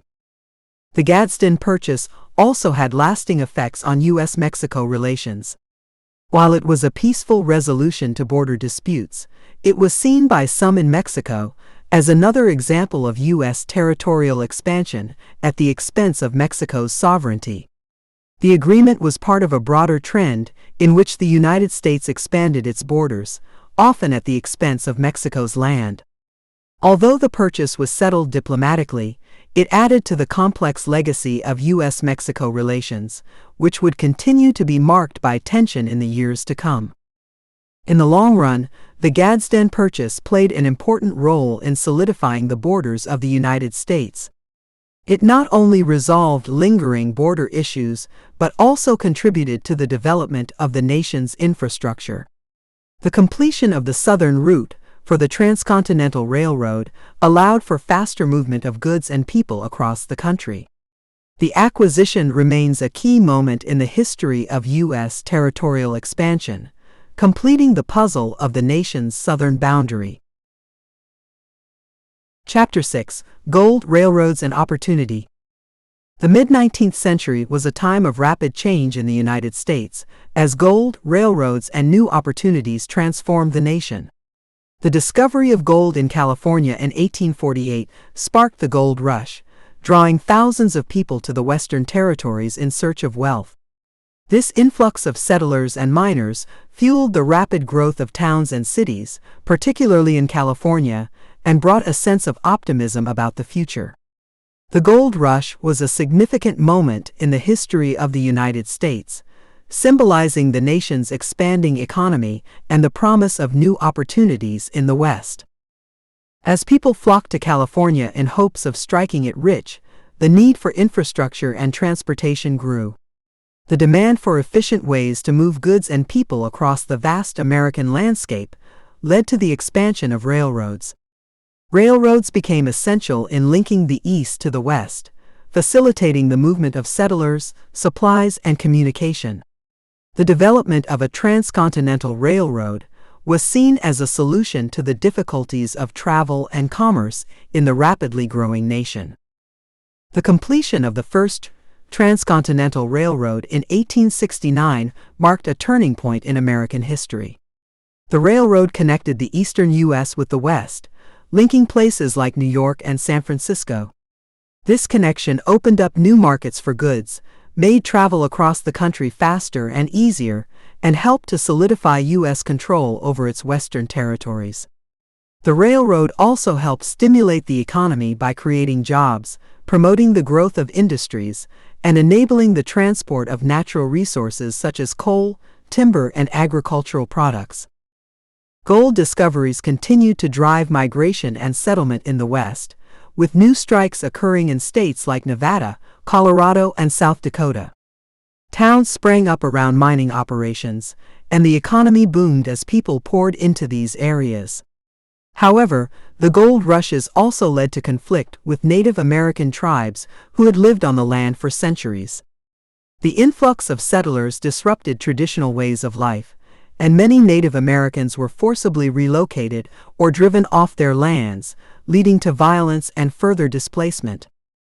Railroads also played a key role in the development of towns and cities across the West. As tracks were laid, new settlements grew around railroad hubs, with businesses and industries emerging to serve the growing population. Cities like Denver, Salt Lake City, and Los Angeles experienced rapid growth due to the railroads, and the economy of the entire region shifted as a result. Railroads made it possible for goods to be transported over long distances, fueling economic expansion and linking the rural West with urban centers in the East. The opportunity for land ownership was another driving factor for many people moving westward during this period. The Homestead Act of 1862 offered free land to settlers who agreed to work the land and improve it. This act encouraged many individuals and families to migrate west in search of a better life. The promise of land ownership in the West attracted a diverse group of people, including farmers, former slaves, and immigrants seeking new opportunities in the United States. Despite the promise of wealth and opportunity, life in the West was not without its challenges. Settlers faced harsh conditions, including difficult terrain, extreme weather, and limited resources. For many, the pursuit of gold and the expansion of railroads came at the expense of Native American communities, who faced violence and loss of their ancestral lands. Nonetheless, the period marked a significant chapter in the American story, as the United States continued to expand and redefine its identity as a growing nation with unlimited potential. The California Gold Rush. The California Gold Rush, which began in 1848, was one of the most significant events in American history. It started when gold was discovered at Sutter's Mill in Coloma, California, by James W. Marshall. News of the discovery spread rapidly, leading to a massive influx of miners, known as 49ers, from across the United States and even from abroad. This sudden surge of people seeking fortune turned California into a boomtown and dramatically transformed the economy and society of the region. In the early years of the gold rush, miners used simple tools like picks, shovels, and pans to extract gold from rivers and streams. These initial methods were labor-intensive, but many hopefuls believed that they could strike it rich. The rush for gold attracted not only miners, but also merchants, entrepreneurs, and service providers eager to take advantage of the demand for supplies and accommodations. Towns sprang up quickly, many of which had no official governance or infrastructure, creating a wild, lawless atmosphere in some areas. As the initial easy-to-find gold became scarce, miners began to adopt more complex and expensive techniques to extract gold from the earth. These included hydraulic mining, which used powerful streams of water to dislodge gold from rock formations, and deep shaft mining, which required digging tunnels to reach gold deposits. These methods were more efficient, but also caused environmental damage, such as soil erosion and the destruction of waterways. The increasing scale of mining operations shifted the focus from individual prospectors to larger companies with more resources. The California Gold Rush had far-reaching effects on the population of California. The state's population grew from around 14,000 in 1848 to over 200,000 by 1852. This rapid growth brought people from diverse backgrounds, including European immigrants, African Americans, Mexicans, and Chinese laborers. The gold rush not only contributed to the cultural diversity of California, but also played a key role in the state's eventual statehood in 1850, as the surge in population made it eligible for admission to the Union. While the gold rush brought wealth to some, it also led to significant hardships for many. Most miners did not find the gold they hoped for, and many lost their savings in the process. The cost of living in mining towns was high, with goods often being sold at inflated prices due to the demand. Additionally, the rough and dangerous conditions in the camps, coupled with limited law enforcement, led to frequent conflicts and violence. For many, the gold rush turned out to be more of a gamble than a guaranteed path to riches. The influx of settlers during the gold rush also had a devastating impact on Native American populations. As miners and settlers moved into California, they encroached on Native American lands, leading to displacement and violence. Native American tribes, already weakened by diseases introduced by Europeans, faced further struggles as their resources were depleted and their traditional ways of life disrupted. The gold rush accelerated the decline of California's Native American population, who were often forced into labor or subjected to violence. Despite its many challenges and negative consequences, the California Gold Rush had a lasting impact on the United States. It accelerated the country's westward expansion and increased its presence on the Pacific coast. The gold rush also spurred the development of transportation networks, including railroads and steamship lines, to bring supplies and people to California. Though the gold rush itself lasted only a few years, its effects on the economy, society, and geography of the United States were profound, leaving a legacy that shaped the nation's future development. The building of the Transcontinental Railroad. The construction of the Transcontinental Railroad was one of the most ambitious engineering projects in U.S. history, aiming to connect the East Coast to the West Coast. In 1862, the U.S. government passed the Pacific Railway Act, which provided funding and land grants to encourage the building of the railroad. The goal was to create a single rail route that would reduce travel time and make transportation of goods and people across the country much faster. The completion of the railroad was seen as essential for the nation's growth and economic development. Two major companies were tasked with building the railroad: the Union Pacific Railroad, which worked from the east, and the Central Pacific Railroad, which worked from the west. The Union Pacific began construction in Omaha, Nebraska, while the Central Pacific started in Sacramento, California. Both companies faced immense challenges, including rough terrain, harsh weather, and the need for a large workforce to complete the project. The construction was slow at first, but both companies pushed forward with an ambitious timeline. One of the key challenges for the builders was the difficult geography.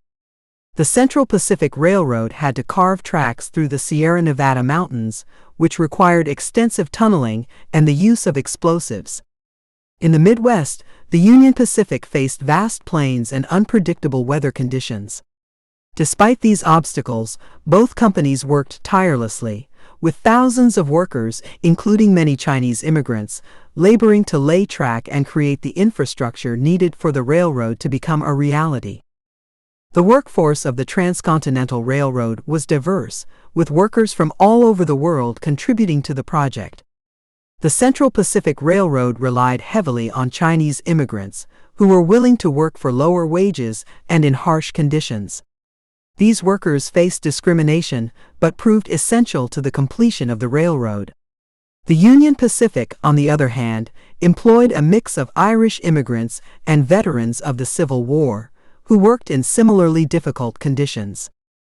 As the two railroads neared each other, the pressure to complete the project grew. The race to meet in the middle was intense, with both companies racing to lay the last stretches of track.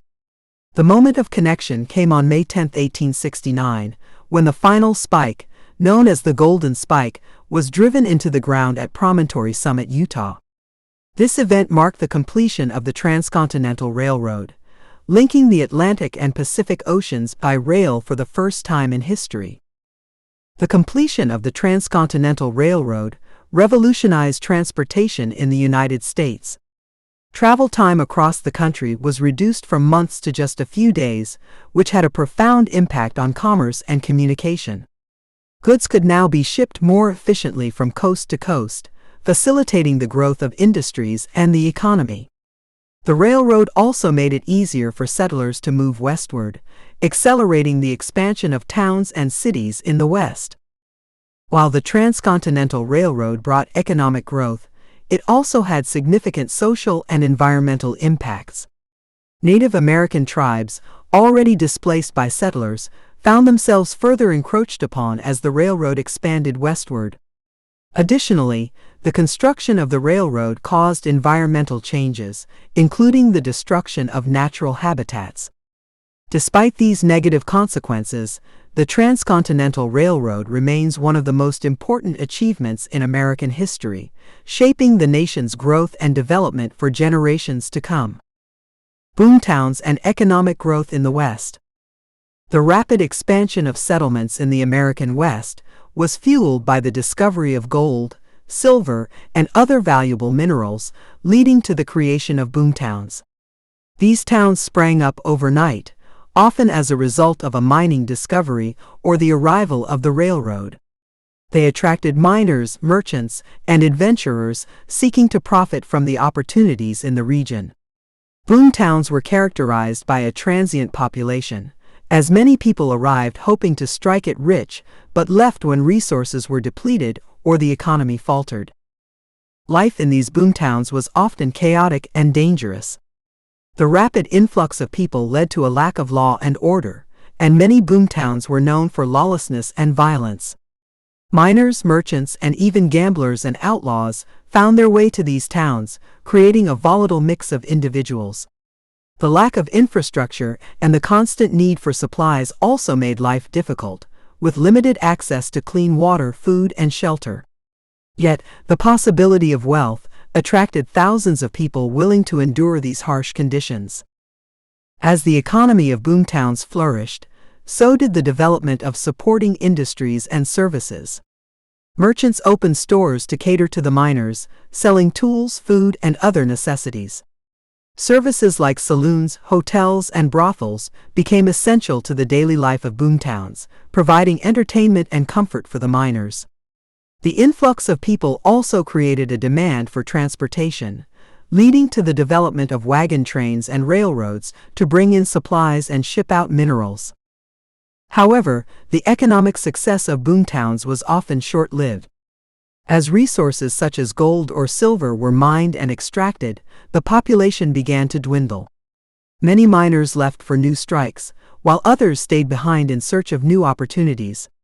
Towns that had once been bustling centers of commerce and trade often turned into ghost towns when the mining operations ended. These abandoned towns became reminders of the fleeting nature of the boomtown economy, which was heavily dependent on the discovery and extraction of valuable minerals. Despite the transient nature of boomtowns, they played a crucial role in the economic growth of the West. The mining industry brought significant wealth to the region, and the materials extracted helped fuel the country's industrial expansion. Towns that survived the boom periods evolved into permanent settlements and became hubs of trade and commerce. The construction of railroads also contributed to the development of these towns, connecting them to other parts of the country and expanding the reach of their markets. In addition to mining, other industries began to take root in the West, as a result of the boomtown economy. The demand for cattle and agricultural products led to the growth of ranching and farming in the region. The establishment of towns also spurred the development of manufacturing and infrastructure, with businesses producing goods to support the growing population. This diversification of the economy helped create a more stable economic foundation for the West in the long term. The legacy of the boomtowns is still felt today in the cities and towns that grew from these early chaotic beginnings. Some boomtowns evolved into thriving cities, while others faded into history. The economic growth in the West had lasting effects on the entire nation, helping to shape the development of industries and transportation systems that would drive America's progress into the 20th century. Although boomtowns were short-lived for many, they were a significant part of the westward expansion and the growth of the American economy. Chapter 7: Consequences of Expansion. The westward expansion of the United States had significant consequences for the nation, both positive and negative. The expansion brought economic growth and new opportunities, but it also created deep social and political divisions.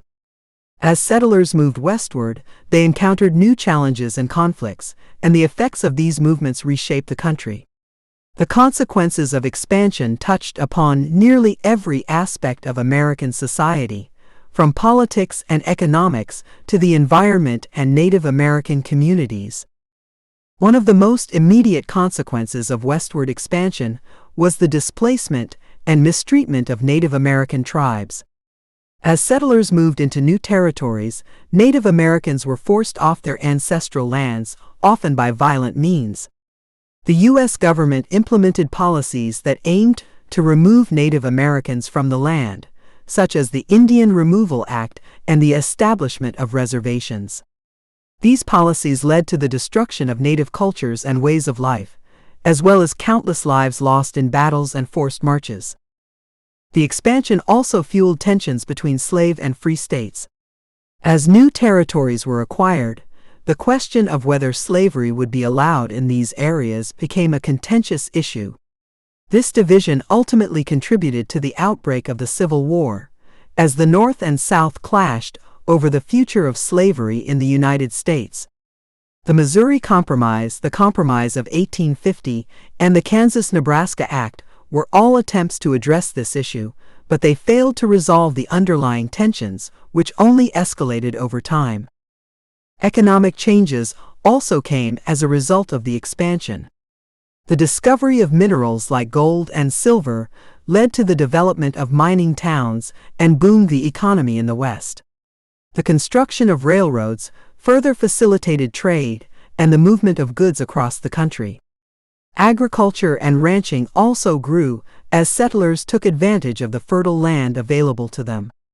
However, these economic benefits were not equally shared, and many groups, particularly Native Americans and African Americans, did not benefit from the expansion.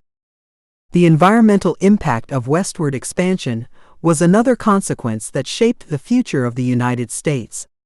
The settlement of the West led to significant changes in the landscape.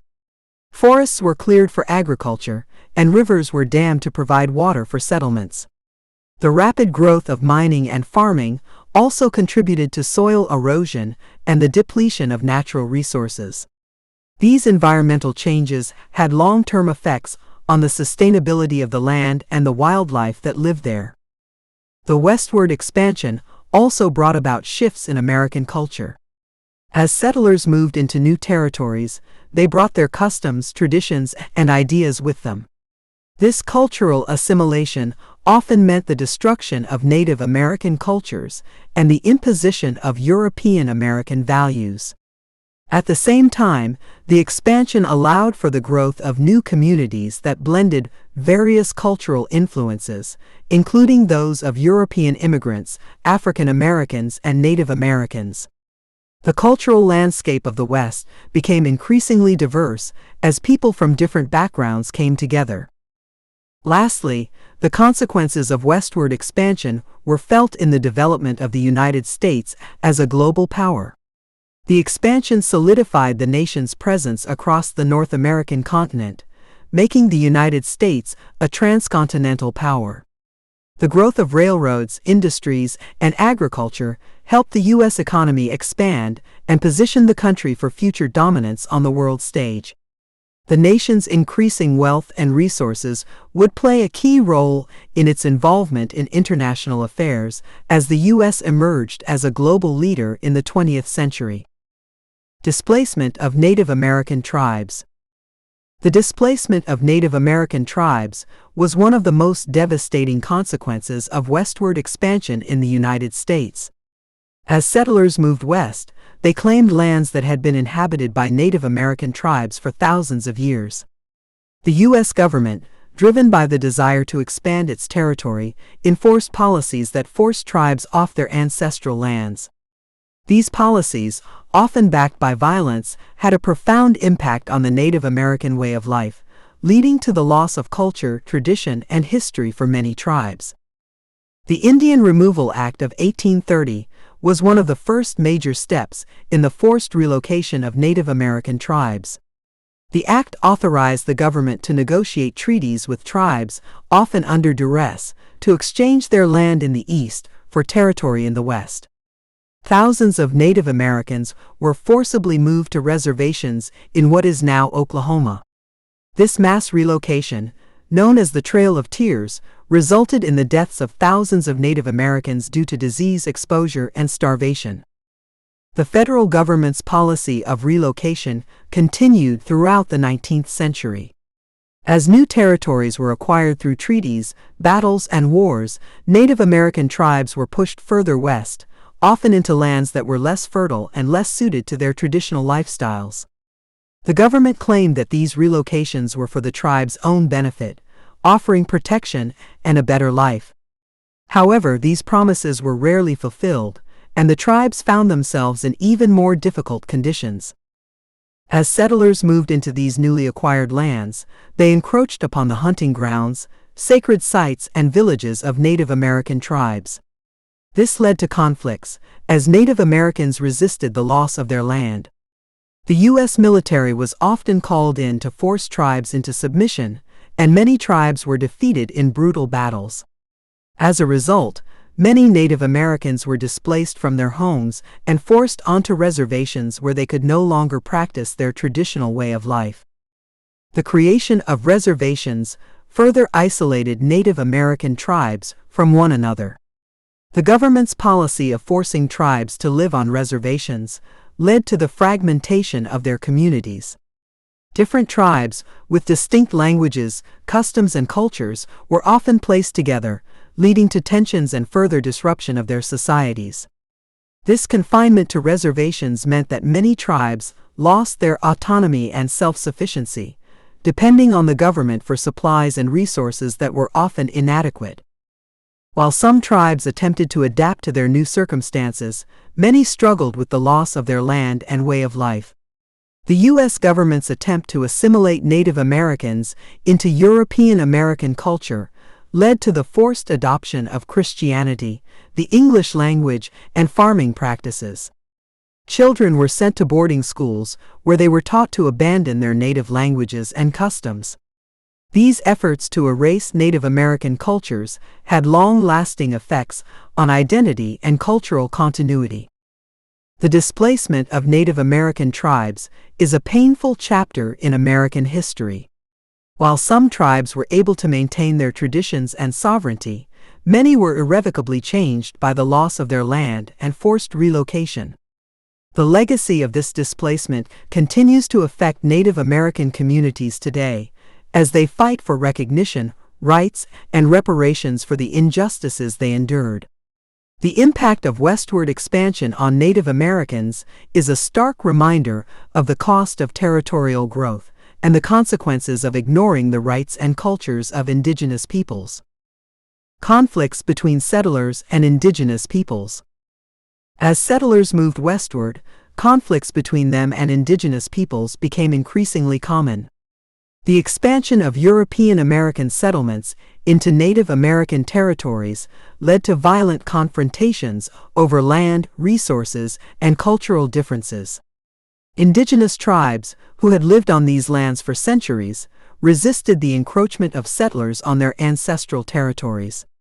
The arrival of settlers brought with it a clash of cultures, as the settlers imposed their ways of life, including farming, religion, and laws, on the Native American population. Tensions escalated as settlers took more land for farming, mining, and building towns. Many Native American tribes relied on hunting, fishing, and gathering as their primary means of subsistence, and the settlers' activities disrupted these ways of life. As settlers expanded, Native Americans were forced off their land, resulting in an increase in skirmishes and violent clashes. For many tribes, their way of life was threatened, and they fought to defend their homes and resources. The U.S. government often played a key role in escalating these conflicts. Federal policies encouraged the settlement of Western territories, leading to the displacement of Native Americans. The government viewed the westward expansion as a way to promote American progress, but this vision ignored the rights of the indigenous populations. Military force was frequently used to suppress Native American resistance, and the government signed treaties with tribes, often under duress or through manipulation, which further undermined Native sovereignty. Some of the most notable conflicts between settlers and Native American tribes occurred during the Indian Wars of the 19th century. These wars were a series of armed conflicts between the U.S. military and various tribes. The Sioux, Cheyenne, Apache, and other tribes resisted the encroachment of settlers and fought to protect their lands. Battles such as the Battle of Little Bighorn, where General Custer's forces were defeated by Native American warriors, became symbols of the fierce resistance put up by indigenous peoples. Despite the occasional success of Native American tribes in battle, the tide of the conflict was heavily in favor of the settlers. The U.S. military had more resources, better weapons, and a larger fighting force. Over time, this military superiority, combined with the increasing number of settlers, led to the eventual defeat of many tribes. As the Native American population dwindled and their resources became scarce, they were forced to surrender or relocate to reservations. The conflicts between settlers and Native Americans were not solely about violence, they also involved cultural clashes. Settlers often viewed Native American societies as inferior and sought to assimilate or convert indigenous peoples to Christianity. Native American traditions, languages, and practices were threatened as settlers imposed their own cultural norms. The destruction of sacred lands and the forced removal of entire tribes from their ancestral territories were part of a broader effort to erase indigenous cultures and replace them with European American customs. The consequences of these conflicts were devastating for Native American communities. As they were pushed onto reservations and subjected to military defeat, many tribes lost their independence and traditional way of life. The legacy of these conflicts still affects Native American communities today, as they continue to struggle for recognition, rights, and justice. The story of these conflicts serves as a reminder of the harsh realities of westward expansion and the deep wounds left in the wake of settler colonialism. The closing of the frontier and America's new identity. The closing of the frontier marked a significant turning point in American history, as the United States had reached the westernmost territories available for settlement. In 1890, the U.S. Census Bureau declared that the frontier was effectively closed, meaning there were no longer vast, unsettled lands for Americans to move into. This shift caused many to reconsider what it meant to be American and how the nation would continue to evolve. For much of the 19th century, the idea of the frontier had been central to the American identity, embodying freedom, opportunity, and the spirit of exploration. With the frontier closed, the United States had to confront the challenges of a new era. The nation had already expanded across the continent, but now it needed to focus on consolidating its position and managing its growing population and economy. Many Americans began to shift their focus away from land expansion to industrial growth, urbanization, and the development of new technologies. The era of the frontier had fostered a rugged individualism, but the closing of the frontier pushed the nation toward new forms of social and economic organization.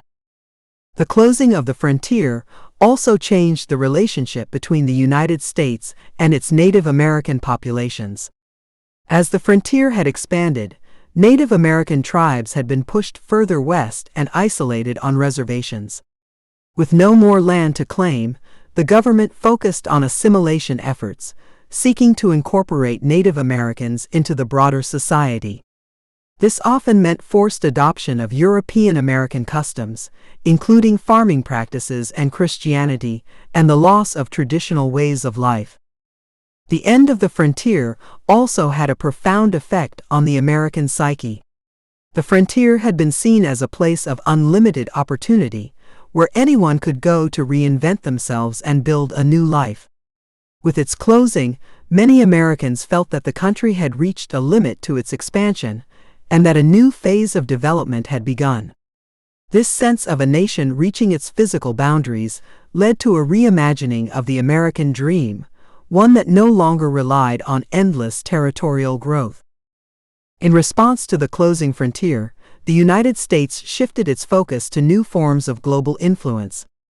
The nation began to look beyond its borders, pursuing imperialist policies and engaging in international affairs. The Spanish-American War in 1898 marked a turning point, as the United States acquired overseas territories like Puerto Rico, Guam, and the Philippines.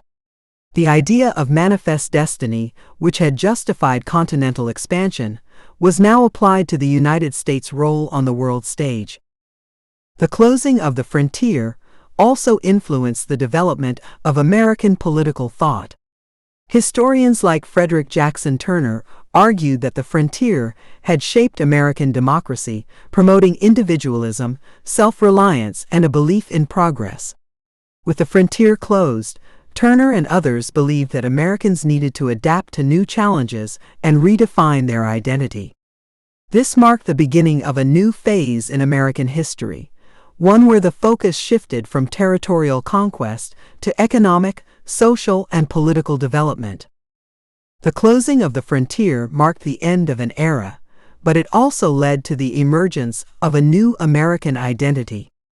As the nation transitioned from an agrarian frontier society to a more urban industrialized nation, Americans faced new questions about their role in the world and how to maintain the ideals that had defined the country's expansion. The closing of the frontier, while signaling the end of one chapter, opened the door to the challenges and opportunities of the 20th century. It reshaped the way Americans viewed their history, their future, and their place in the world.